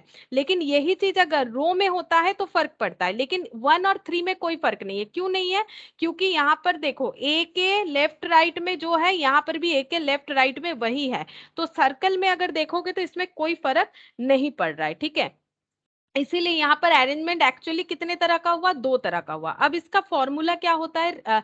जो सर्कुलर परमुटेशन है, जैसे नॉर्मल परमुटेशन में हमारा होता है एन पी एन, अगर इन चीजों को इन तरीके से करते हैं एन फैक्टोरियल, बट यहाँ पर क्या होगा? N minus 1 factorial. ये क्यों हो रहा है? यहाँ पर एन मतलब 3 लोग थे, 3 माइनस 1 फैक्टोरियल यानी 2 फैक्टोरियल, ठीक है। और 2 फैक्टोरियल का मतलब क्या होता है? देखो 2 फैक्टोरियल का मतलब 2 होता है, ठीक है। 2 फैक्टोरियल का मतलब 2 इंटू 1 यानी 2 होता है। तो एक्चुअली 2 ही मेन तरीका हो रहा है, बाकी जो है सिमिलर टाइप है। 1 3 और 6 एक ही जैसा है, ठीक है। ये एक तरीका होता है सर्कुलर परमुटेशन को समझने का, और एक तरीके से भी समझा सकते हैं प्रैक्टिकली, ये भी प्रैक्टिकल अप्रोच ही था, वो लिख के था। देखो यहाँ पर मान लो एक गोल टेबल है, ठीक है, 3 चेयर लगे हुए, यहाँ एक चेयर है, यहाँ एक चेयर है, और यहाँ पर एक चेयर लगा हुआ है, ठीक है। अब मान लो पहला पर्सन आ गया ए, अब ए को बैठना है, तो ए के पास कितने सारे ऑप्शन है, मुझे ये बताओ, ए के पास कितने सारे ऑप्शन है चेयर में बैठने का, बोलो कितने सारे ऑप्शन है, बोलो ए के पास कितने सारे ऑप्शन है।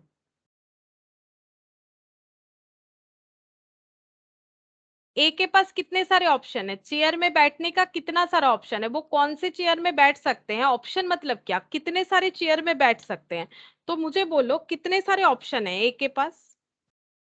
3।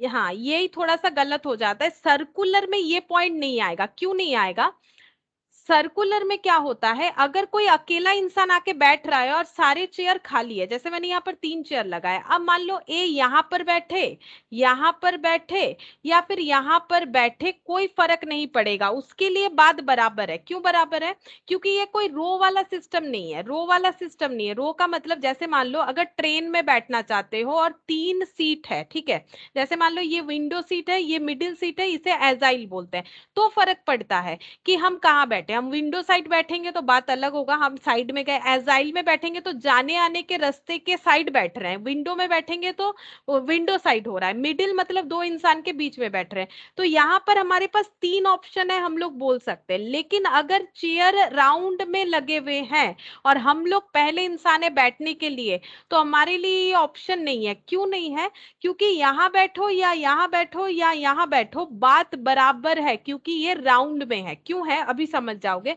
तो इसीलिए हम लोग बोलेंगे एक ही ऑप्शन है, ऑप्शन एक ही है, क्योंकि बात एक ही है, यहाँ बैठो या यहाँ बैठो, ऐसा क्यों। अब देखो, जैसे ही हम लोग यहाँ पर मान लो ए ने ये वाला सीट फॉलो किया, ठीक है, ए यहाँ पर बैठ गया, अब दूसरा इंसान आ गया, कौन, अब नेक्स्ट एंटर कर रहा है बी, ठीक है।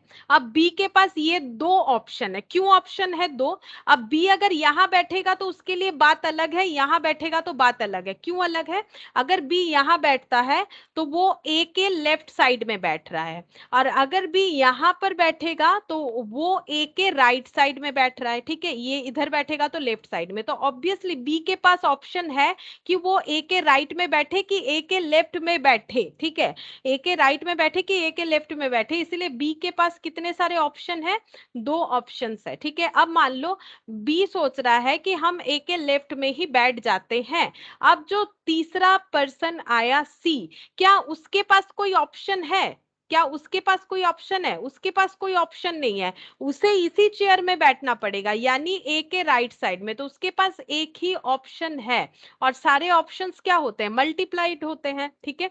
तो ए का एक ऑप्शन, बी के लिए 2 ऑप्शन और सी के लिए एक ऑप्शन, ठीक है। तो 1 इंटू 2 इंटू 1, तो यहां भी आंसर देखो 2 आ गया। इसीलिए ये देखो, ये फॉर्मूला से भी मैंने बता दिया, फॉर्मूला ऐसे होगा, इसी को फॉलो करना है, n-1 फैक्टोरियल। कंसेप्ट ये है, ठीक है, कंसेप्ट ये है कि एक्चुअली जब राउंड में होता है तो पहला पर्सन जो आता है उनके लिए कोई ऑप्शन नहीं होता है, ऑप्शन का मतलब है कि हमारा कुछ कंडीशन चेंज होना चाहिए, ठीक है। लेकिन हम लोग अगर अकेले बैठ रहे हैं तो क्या फर्क पड़ता है, अकेले बैठने से राउंड टेबल में कोई फर्क नहीं पड़ता है। मान लो ये सर्कल है 1 2 3, ठीक है, ऐसे 3, और यहाँ पर मान लो एक यहाँ पर चेयर लगा हुआ है 4, ठीक है, यहाँ लगा हुआ है 5, तो कोई भी फर्क नहीं पड़ेगा। अगर जब हम लोग पहले आके बैठेंगे ना, कोई फर्क नहीं पड़ेगा, लेकिन अगर यही चेयर ऐसे करके लगे हुए होते हैं तो फर्क पड़ेगा, फर्क पड़ेगा, पहले बार भी फर्क पड़ेगा। हम लोग यहाँ बैठेंगे मतलब एंड में या मिडिल में कहाँ बैठना चाहते हैं, लेकिन राउंड होने पे ऐसा कोई फर्क नहीं पड़ता है, क्योंकि जब तक एक जन नहीं बैठ जाए तब तक बाकी लोगों को इंपैक्ट नहीं आएगा कि वो बैठे हुए पर्सन के राइट साइड में बैठना चाहते हैं कि लेफ्ट साइड में बैठना चाहते हैं। तो पहले इंसान के लिए बात बराबर है, कहीं पर भी बैठे उनके लिए कुछ ऑप्शंस नहीं होता है जब तक कोई दूसरा इंसान नहीं आता है, ठीक है। तो पहला पर्सन जो बैठ रहा है उनके लिए बात तो बराबर है, इसमें बैठे तो भी 2 ही लोग आसपास बैठेंगे, यहाँ बैठेंगे तो भी लेफ्ट में एक जन, राइट में एक जन। देखो, अगर ए इसके जगह यहाँ बैठता तो भी क्या होता, उसके राइट लेफ्ट में 2 ही पर्सन बैठ सकते, ए अगर यहाँ बैठ जाता तो उसके राइट लेफ्ट में 2 ही पर्सन बैठ सकता था, तो हमेशा उसका राइट और लेफ्ट ऑक्युपाइड रहेगा पहले पर्सन के लिए, ठीक है। अगर मेरा 3 चेयर है तो इसीलिए उनके लिए कोई ऑप्शन नहीं है, उनके लिए तीनों चीज एक ही है, ठीक है, इसीलिए एक। लेकिन बी के लिए ऑप्शन है, क्यों, क्योंकि बी के पास ऑप्शन है, वो ए के राइट साइड में बैठना चाहे या लेफ्ट साइड में बैठना चाहे, ठीक है। लेकिन रो में ऐसा नहीं होता है, क्योंकि रो में कोई भी एक सीट लेने का मतलब एक बात नहीं है। अगर मान लो विंडो लेते हो तो तुम्हारे एक ही साइड में दो लोग होंगे, अगर मिडिल लेते हो तो दोनों साइड में दो लोग होंगे, अगर एजाइल लेते हो तो इस साइड में दो लोग होंगे। लेकिन सर्कल में ऐसा नहीं है, सर्कल में कहीं पर भी पहला पर्सन आके बैठे उसके लेफ्ट राइट में ही पर्सन होने हैं, ठीक है, पर्सन होने हैं अगर 3 सीट है, ठीक है। और अगर 3 से ज्यादा भी होगा तो लेफ्ट राइट में क्या हो जाएंगे, ज्यादा ज्यादा पर्सन होंगे। मान लो यहाँ पर भी सीट है, यहाँ पर भी सीट है, तो लेफ्ट राइट में ज्यादा पर्सन होंगे। तो इसीलिए मैंने छोटा सा एग्जांपल से समझाया। ये भी सर्कुलर परमुटेशन ऐसे भी समझ सकते हैं, ऐसे भी समझ सकते हैं। और यहाँ पर हम लोगों ने वही चीज प्रैक्टिकली देखा। देखो यहाँ पर 3 चीज एक ही जैसा हो रहा है, ठीक है, 3 चीज अरेंजमेंट एक ही जैसा हो रहा है, और 3 एक जैसा हो रहा है, तो प्रैक्टिकली 2 ही अलग अरेंजमेंट हो रहे हैं, ठीक है। तो एक्चुअली हम लोग कितने तरीके से बैठ सकते हैं, 1 3 6 तीनों एक ही तरीका है, कैसे भी बैठ जाओ। या फिर मतलब क्या हो रहा है कि 3 तरीका कैसे, ए बैठ गया, ए के लेफ्ट में, देखो एक ऐसा हो रहा है, ए बैठ गया, ए के लेफ्ट में, ए के लेफ्ट में कौन बैठ रहा है, बी बैठ रहा है, और राइट में कौन बैठ रहा है, सी बैठ रहा है। अब ए यहां बैठे, ठीक है, तो भी लेफ्ट राइट वाला कंडीशन होगा। यहाँ पर देखो ये थर्ड वाला मतलब ए अगर यहाँ बैठ जाता है तो भी लेफ्ट राइट, ए यहाँ बैठने से भी वही लेफ्ट राइट, ठीक है। तो बात तो एक जैसा ही हो गया। तो वही चीज बोल रहा है कि यहाँ पर मैक्सिमम 2 ही अरेंजमेंट होगा। फॉर्मूला क्या है, जितने सारे अवेलेबिलिटी रहेंगे उससे 1 माइनस कर देना, ये हमें फॉर्मूला बोल रहा है। तो सर्कुलर परमुटेशन का फॉर्मूला कुछ इस तरह से होगा। फॉर्मूला लिखवा देते हैं। फॉर्मूला हो गया n-1 फैक्टोरियल, ठीक है, जहां पर n हो गया टोटल नंबर ऑफ थिंग्स। यहाँ पर r का कंसेप्ट इस तरह से नहीं आएगा, टोटल नंबर ऑफ थिंग्स, ठीक है। अब हम लोग एक क्वेश्चन करते हैं, देखो यहां से ये जो एक्सरसाइज कर रहे थे इसी से एक क्वेश्चन करते हैं। क्वेश्चन नंबर 1, ठीक है, पहला बोल रहा है कि the number of ways in which 7 girls form a ring, ring मतलब सर्कुलर परमुटेशन हो गया।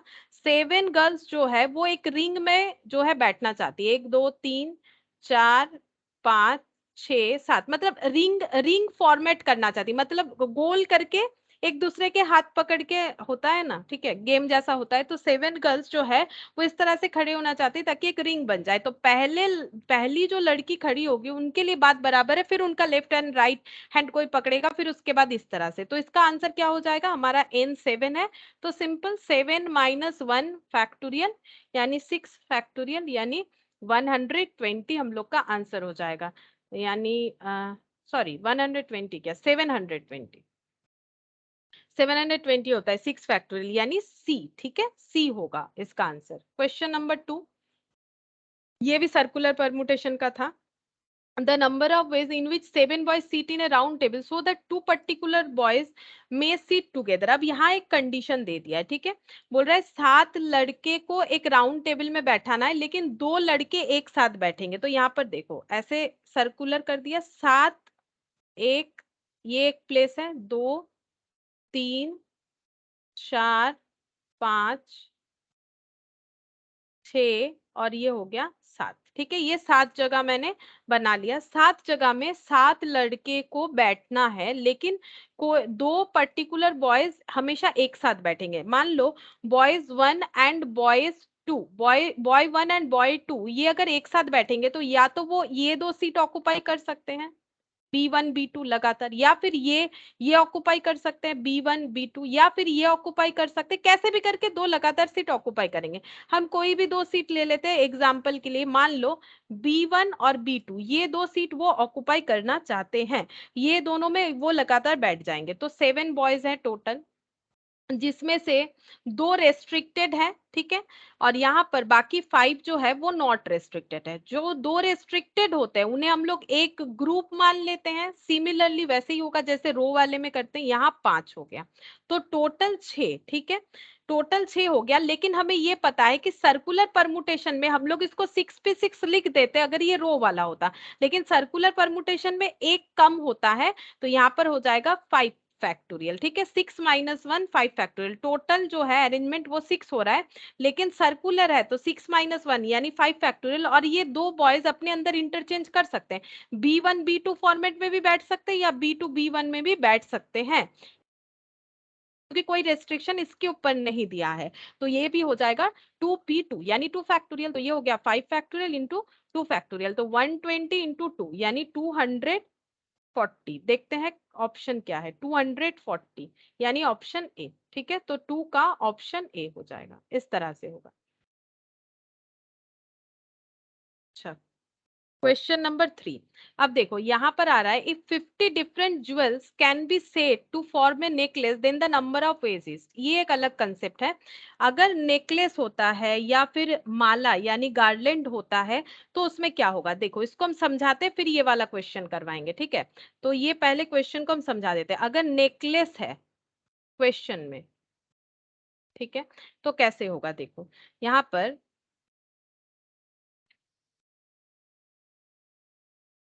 सपोज ये एक, मान लो नेकलेस जैसे हो या चूड़ी वगैरह हो, कुछ भी मतलब बैंगल्स वगैरह, ये मान लो एक नेकलेस है, इसमें मान लो मोती लगे हुए हैं, मोती यानी बीड्स। ठीक है, यहाँ पर मान लो ये बीड्स लगे हुए हैं, ये दो येलो कलर के बीड्स लगे हुए हैं, ये दो रेड कलर के बीड्स लगे हुए हैं, और बीड्स का हम नाम दे देते हैं। ठीक है, इस बीड्स का मैंने नाम दे दिया बी, इस बीड्स का मैंने नाम दे दिया डी। ठीक है, और यहाँ पर मैंने नाम दे दिया ए, यहाँ पर मैंने नाम दे दिया बी। ठीक है, मान लो ये एक चूड़ी है या नेकलेस है जो भी है, जिसमें 4 बीड्स लगे हुए, 2 येलो कलर के 2 रेड कलर के। ठीक है, अब देखो यहाँ पर 4 बीट्स है। ठीक है, अब ये 4 बीट्स से हम लोग इस नेकलेस को कितने तरह से अरेंज कर सकते हैं, जैसे 50 different jewel can set to form a necklace. अगर एक नेकलेस बनाने के लिए 50 अलग अलग ज्वेल्स है तो हम लोग कितने तरह से नेकलेस बना सकते हैं।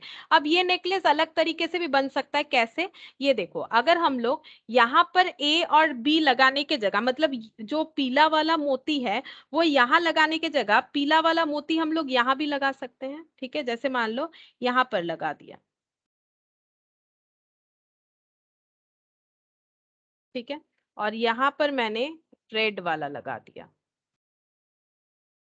ये एक तरीका हो गया। ठीक है, ये एक तरीका हो गया। अच्छा, और देखते हैं यहाँ पर,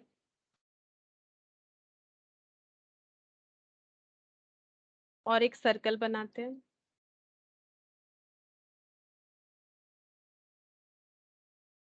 तो यहाँ पर देखो टोटल मोती कितने हैं, 4 है। ठीक है, एन का वैल्यू मतलब टोटल नंबर ऑफ बीड्स। ठीक है, ये लिख देते हैं, एन मतलब 4 बीड्स, जिससे हमें बैंगल्स बनाने हैं। ठीक है, बैंगल ये नेकलेस जो भी बोलो, ये हम लोग बना रहे, 4 बीड्स है। ठीक है, 2 पीले कलर का, 2 लाल का। ठीक है, अच्छा, अब ये इस तरह से बन सकता है।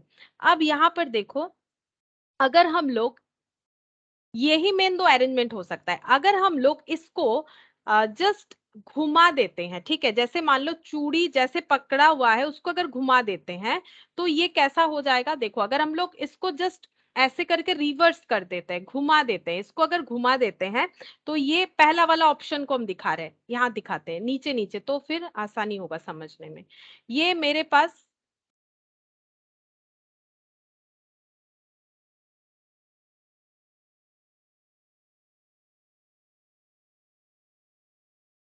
ये सर्कल है।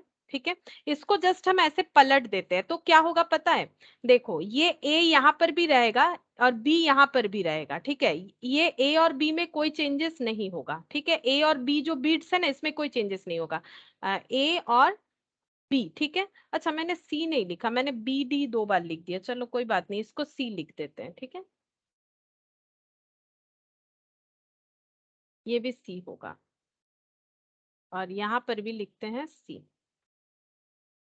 अच्छा, ये चूड़ी को जस्ट अगर हम लोग ऐसे करके पलट देते हैं, पलट देना है। ठीक है, जैसे मान लो तुम्हारा हाथ ऐसे सामने दिख रहा है, इसको जस्ट ऐसे कर देना है। ठीक है, हाथ ऐसे है यानी हमारा फ्रंट दिख रहा है, बैक साइड दिखेगा, घुमाने से, हाथ घुमाने से बैक साइड दिखेगा। उसी तरह से चूड़ी जैसे पकड़े हुए हैं उसको घुमा देते हैं या नेकलेस को, तो क्या होगा, देखो घुमाने से ये बीड का 2 पोजीशन चेंज हो जाएगा। थोड़ा सा प्रैक्टिकली समझ के देखो, थोड़ा सा इमेजिन करके देखो, इधर बी आ जाएगा, इधर डी आ जाएगा, अगर घुमा देते हो। ठीक है, घुमा दिया तो क्या हो जाएगा, घुमाने से इधर बी आ गया और इधर डी आ गया, बस यही पोजीशन चेंज होगा। अगर इसको हम लोग जस्ट ऐसे करके घुमा देते हैं, और अगर ये वाले चूड़ी को घुमाते हैं तो हमें क्या दिखेगा, अगर ये वाले चूड़ी को हम लोग घुमा देते हैं तो ये ऊपर का 2 बीट्स देखो ये सेम रहेगा।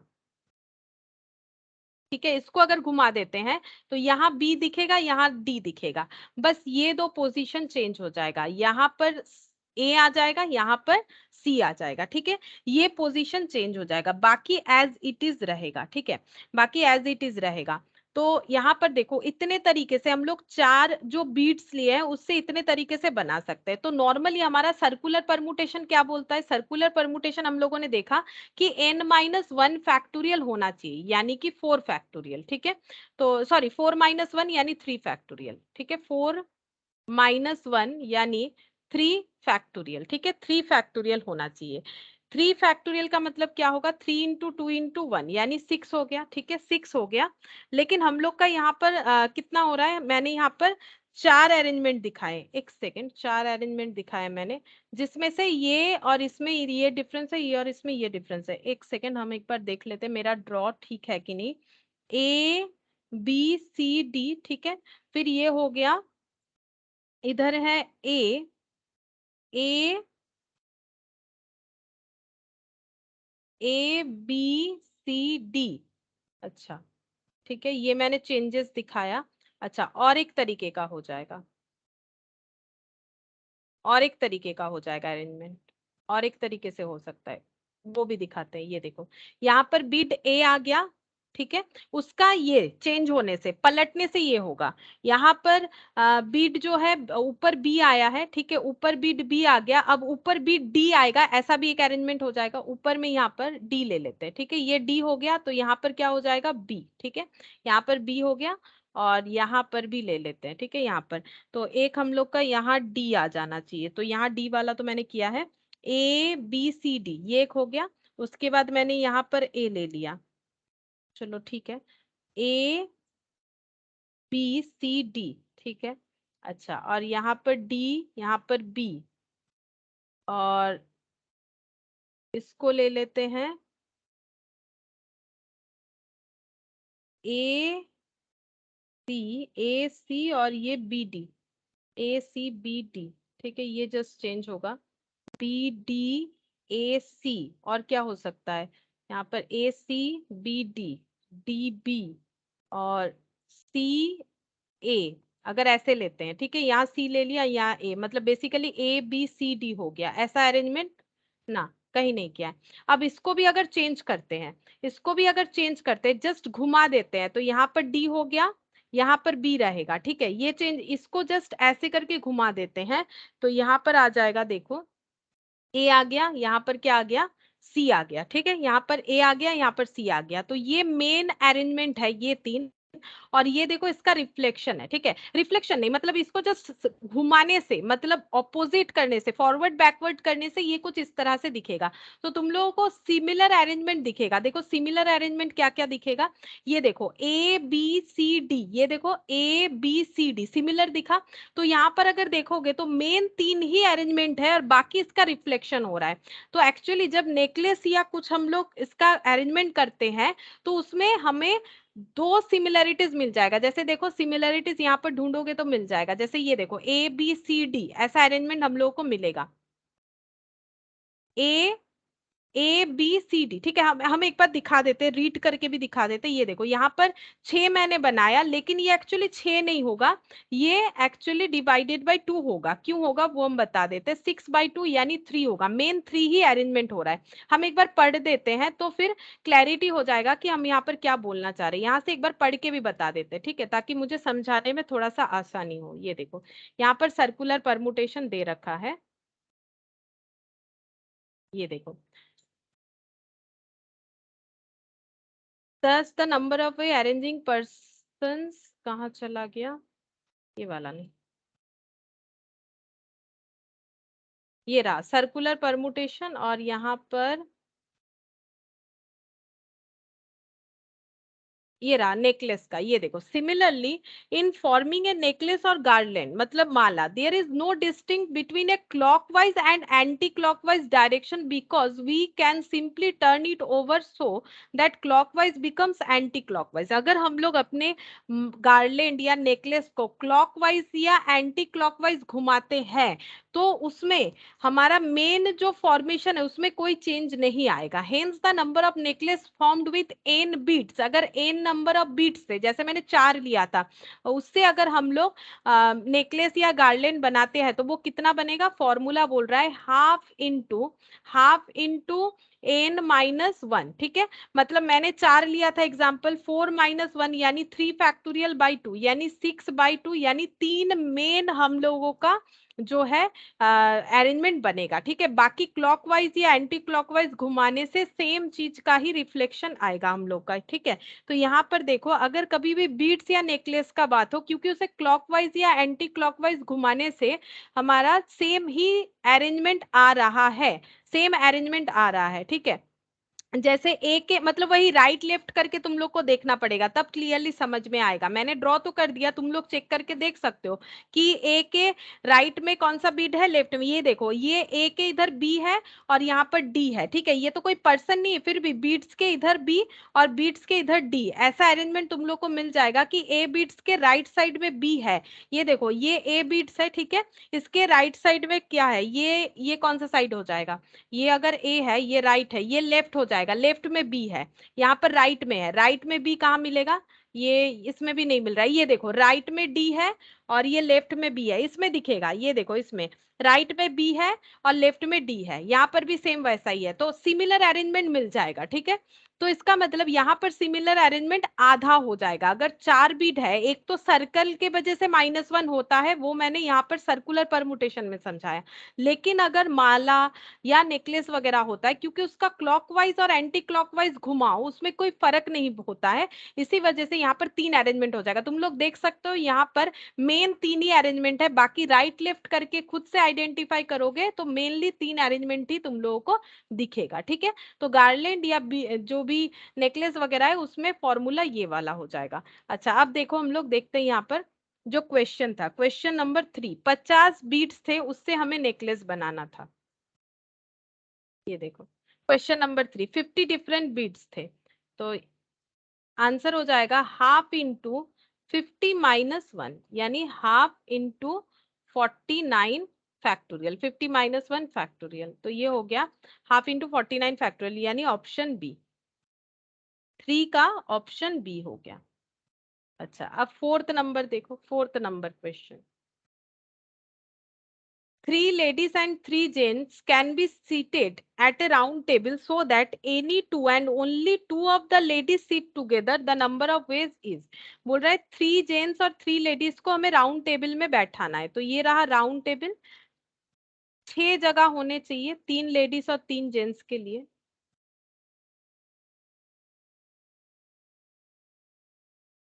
ऐसे हो गया 6 जगह। ठीक है, अब क्वेश्चन क्या बोल रहा है, 3 लेडीज हैं और 3 जेंट्स हैं, हमें इस तरह से राउंड टेबल में उनको बैठाना है ताकि 2 and only 2 of the ladies seat together, सिर्फ 2 लेडीज जो है एक साथ बैठे, कोई भी 2 लेडीज, ठीक है, कोई भी 2 लेडीज एक साथ बैठे, और वो कितने तरीके से हो सकता है, तो अगर 2 लेडीज एक साथ बैठेंगे तो लेडीज कितने सारे हैं, L1 L2 L3, 3 लेडीज है, तो हम लोग कोई भी 2 लेडीज को ले सकते हैं, जैसे कि L1 L2, या फिर ले सकते हैं L1 L3, या फिर ले सकते हैं L2 L3। ठीक है, या फिर क्या ले सकते हैं, L1 L या फिर L2 L1 ऐसे ले सकते हैं, या फिर L3 L1 ऐसे ले सकते हैं, या फिर L3 L2 ऐसे ले सकते हैं। ठीक है, इस तरह से ले सकते हैं, मतलब 3 में से पहले कोई भी 2 लेडीज को हमें सिलेक्ट करना पड़ेगा। ठीक है, पहले 3 में से कोई भी 2 लेडीज को हमें सिलेक्ट करना पड़ेगा, तो उसका क्या हो जाएगा आंसर, उसका ऐसे हो जाएगा, ये देखो, 3 में से कोई भी 2 लेडीज ले लो तो हो जाएगा 3P2, लेना, सिलेक्ट भी करना है उनको, अरेंज भी करना है, और जो 2 लेडीज लिए उन्हें मान लो हम लोग ऐसे बैठा रहे हैं। ठीक है, फॉर एग्जाम्पल हम लोगों ने L1 और L2 लिया, यहाँ पर बैठा दिए, अब बोल रहा है कि 2 लेडीज एक साथ बैठ सकता है, तो जेंट्स का तो कोई रेस्ट्रिक्शन नहीं है, तो 3 जेंट्स को हम लोग बाकी बचे हुए 3 जगह पे बैठा देते हैं। ठीक है, तो कोई भी 3 जगह पे बैठा देते हैं, जेंट्स 1 जेंट्स 2 जेंट्स 3 ऐसे बैठा दिया सपोज। ठीक है, जेंट्स 1 जेंट्स 2 जेंट्स 3 ऐसे बैठा दिया, और वो कैसे हो सकता है, 3P3 तरीके से। ठीक है, अब यहाँ पर एक रेस्ट्रिक्शन भी दिया था कि 2 लेडीज ही एक साथ बैठेंगे, बाकी नहीं, यानी जो बची हुई लेडीज 3 है वो यहाँ नहीं बैठ सकती। क्यों नहीं बैठ सकती, यहाँ बैठने से 3 लेडीज एक साथ हो जाएंगे, मतलब उनका सीट यहाँ नहीं लगेगा, तो वो जो लास्ट सीट है वो कहाँ लग सकता है, वो या तो यहाँ लग सकता है या तो यहाँ लग सकता है। क्यों? क्योंकि तब वो दो लेडीज के आसपास नहीं होंगी, यानी ये दो जगह में से कोई भी एक जगह पे हम लोग एक सीट लगा सकते हैं, यानी दो में से कोई एक, 2p1, और ये तीनों चीज एक साथ होना चाहिए, यानी मल्टीप्लाइड हो गया। अब 3p2 का आंसर क्या होता है, 3p2 का मतलब 3 फैक्टोरियल बाई 1 फैक्टोरियल, 2p1 का मतलब 2 फैक्टोरियल बाई 1 फैक्टोरियल, 3p3 मतलब 3 फैक्टोरियल। तो ये हो गया 6 इंटू 2 इंटू 6, 72, ठीक है, 72 हो जाएगा। तो इसका आंसर क्या हो जाएगा, सी, ऑप्शन सी हो गया। ठीक है, ऑप्शन सी हो गया। अब ये देखो, ये सब तो हम लोगों ने अभी आज ही कर लिया, और लास्ट में एक क्वेश्चन है, देखो लास्ट में एक क्वेश्चन है सर्कुलर परमुटेशन का, ये 21, ये भी कर लेते हैं। ये देखो 21,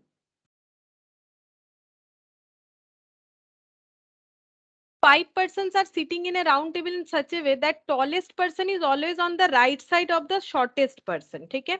The number of such arrangement, तो 5 लोगों को राउंड टेबल में बैठाना है, ठीक है, 5 लोगों को, 1 2 3 4 5, ठीक है। कंडीशन क्या है कि जो टॉलेस्ट पर्सन है, tallest person is always on the right side of the shortest person. अब मान लो शॉर्टेस्ट पर्सन को हम लोगों ने यहाँ बैठा दिया, ठीक है, तो इनका फेस इधर है, तो जो टॉलेस्ट पर्सन है वो शॉर्टेस्ट पर्सन के हमेशा राइट साइड में, यानी यहाँ पर होना चाहिए, मतलब ये अरेंजमेंट होगा। अगर शॉर्टेस्ट यहाँ रहेगा तो टॉलेस्ट इधर रहेगा, शॉर्टेस्ट यहाँ रहेगा तो टॉलेस्ट उसके राइट साइड में ही हमेशा रहेगा। ये चीज हमें ध्यान से समझना पड़ेगा, ठीक है। तो देखो हमारे पास टोटल एन कितने हैं, 5 है, जिसमें से 2 रेस्ट्रिक्शन है, शॉर्टेस्ट और टॉलेस्ट वाला, ठीक है, बाकी 3 रेस्ट्रिक्टेड नहीं है, तो इनको एक ग्रुप मानेंगे, ये 3 हो गया, तो टोटल अरेंजमेंट 4। लेकिन हमें पता है कि अगर सर्कुलर होता है तो 4 - 1 होगा, 4 - 1 फैक्टोरियल यानी कि 3 फैक्टोरियल, 3 फैक्टोरियल यानी 6 हो गया। अब इसमें मैंने कुछ मल्टीप्लाई नहीं किया शॉर्टेस्ट टॉलेस्ट वाला, क्यों नहीं किया, क्योंकि शॉर्टेस्ट के राइट साइड में ही टॉलेस्ट होगा, सिर्फ ये एक साथ बैठेंगे ऐसा नहीं बोला है। अगर ऐसा बोलेगा तो शॉर्टेस्ट टॉलेस्ट भी हो सकता है, टॉलेस्ट मतलब यहाँ शॉर्टेस्ट है तो यहाँ टॉलेस्ट हो सकता है, बट ये तो राइट साइड में हुआ, लेकिन यहाँ टॉलेस्ट नहीं हो सकता है क्योंकि वो लेफ्ट हो जा रहा है। इसीलिए हमें क्या करना है, एक ही कंडीशन, अगर यहाँ शॉर्टेस्ट है तो यहाँ टॉलेस्ट जाएगा, मतलब हमेशा राइट साइड में ही जाएगा, तो एक ही अरेंजमेंट होगा, ये अपने अंदर इंटरचेंज नहीं करेंगे, शॉर्टेस्ट जो है उसके राइट में ही टॉलेस्ट जाएगा। इसीलिए अगर ये अपने अंदर इंटरचेंज नहीं कर सकते हैं तो जैसा है वैसा ही रहेगा अरेंजमेंट, इनटू करके उनका अरेंजमेंट कुछ चेंज नहीं होगा। तो ये आंसर 6 हो जाएगा। देखते हैं ऑप्शन 6 है कि नहीं है, ऑप्शन ए, ठीक है, ये ऑप्शन ए हो जाएगा इसका आंसर। अच्छा, अब यहाँ पर देख लेते हैं, एक क्वेश्चन था सर्कुलर परमुटेशन का, एग्जाम्पल 10, ये है 9 वाला। देखो, in how many ways can 8 person seated at A round table, round table में कैसे बैठ सकते हैं, 8 - 1 हो जाएगा, राउंड टेबल होगा तो 7 फैक्टोरियल यानी 5040।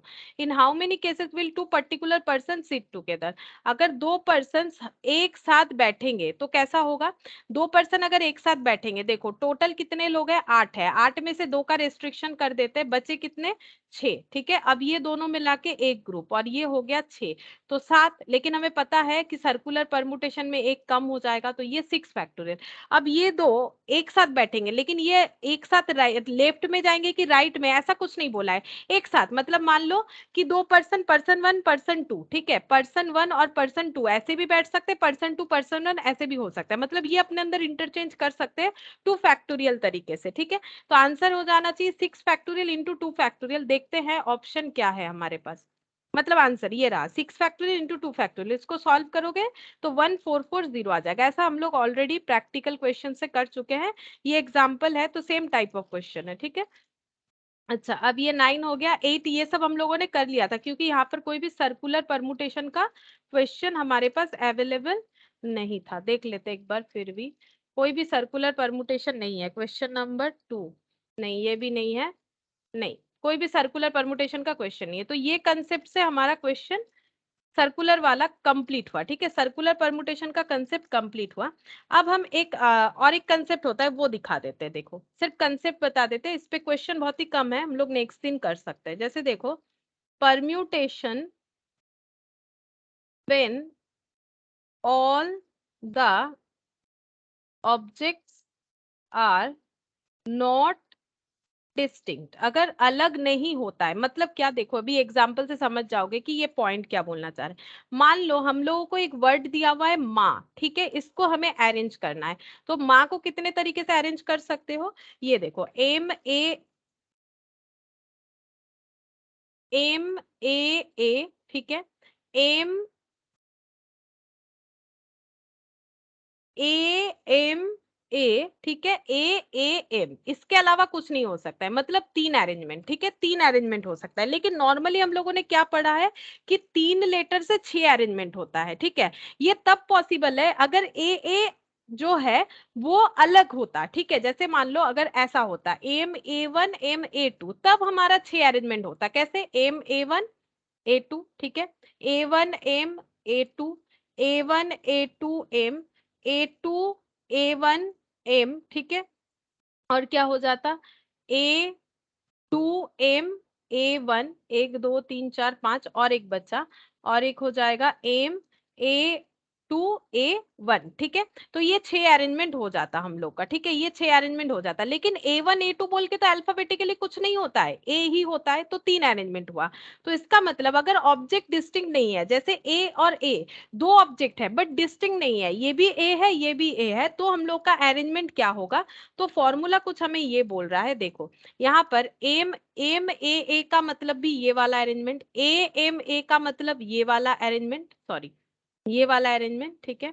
और ये देखो ए एम का मतलब ये वाला अरेंजमेंट, अच्छा अब ये एम का मतलब फिर से यही वाला अरेंजमेंट, ए एम ए का मतलब ये वाला अरेंजमेंट, ए मतलब ये वाला अरेंजमेंट, है ना। तो बेसिकली 3 अरेंजमेंट हुआ। तो फॉर्मूला हमें क्या बोल रहा है कि 3 लेटर को हम लोग 3 तरीके से अरेंज कर 3p3 तरीके से अरेंज कर सकते हैं, बट क्योंकि ये डिस्टिंक्ट नहीं है, कितने सारे ऑब्जेक्ट, दो ए ऐसे है जो कि डिस्टिंक्ट नहीं है, तो डिवाइडेड बाय हमेशा कर दो 2 फैक्टोरियल। तो आंसर देखो 3p3 मतलब 3 factorial by 2 factorial, 3 into 2 factorial, और ये 2 फैक्टोरियल कैंसिल आउट, ये 3 हो गया।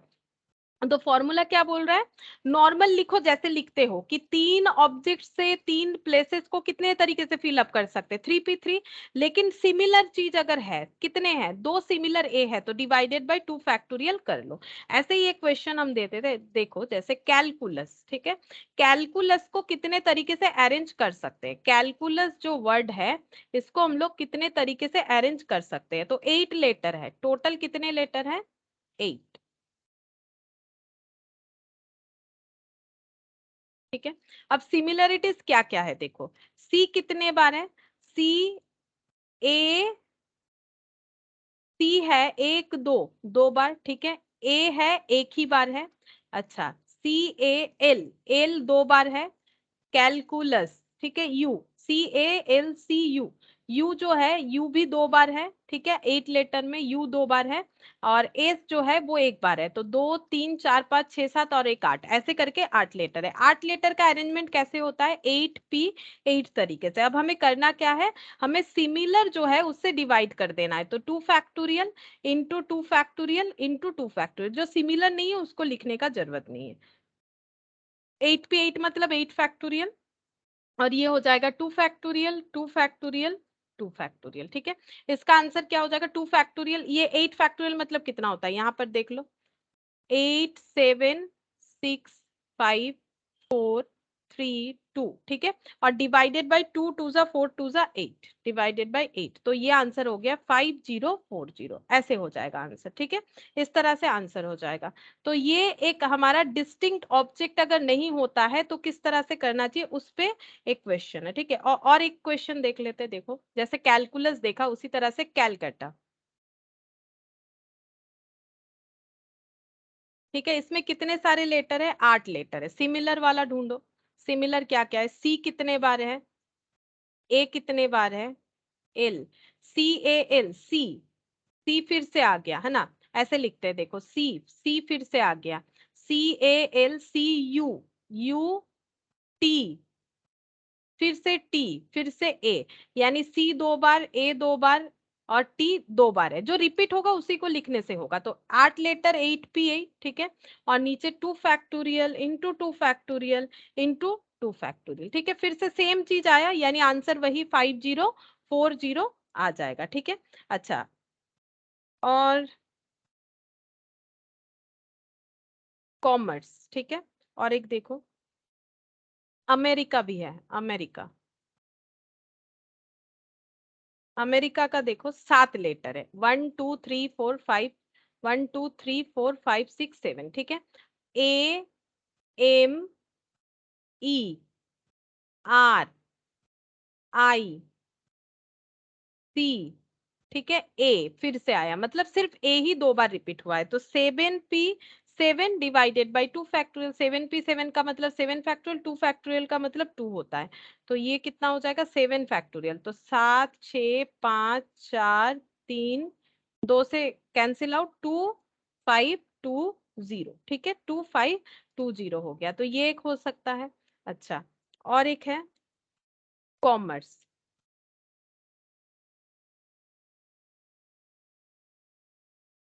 तो कॉमर्स में कितने सारे लेटर है, 1 2 3 4 5 6 7 8, 8 है, ठीक है। अब 8 में देखो, C O M M M M E R C E, ठीक है। तो यहाँ 2 बार और ये 2 बार, तो 8 लेटर का अरेंजमेंट वैसे तो 8p 8 तरीके से होगा, 2 फैक्टोरियल 2 फैक्टोरियल 2 फैक्टोरियल। तो 8p 8 और 2 फैक्टोरियल, देखो सेम ही आंसर आएगा ना, फिर से वैसा ही डिजिट आ गया 5040, ठीक है। तो ये जो कुछ क्वेश्चन मैंने अभी करवाए ना, ये एक्सरसाइज के ही थे। देखो हम यहाँ से दिखाते हैं, देखो हम लोगों ने कौन सा क्वेश्चंस कर लिया। यहाँ एक अलग एक्सरसाइज तुम लोग को मिल जाएगा, अगर तुम लोग यहाँ पर मैट में चेक करोगे तो। ये देखो हम लोगों ने 5b कंप्लीट कर लिया, ठीक है। नेक्स्ट दिन हमें 5c करना है, कॉम्बिनेशन भी करना है, ठीक है।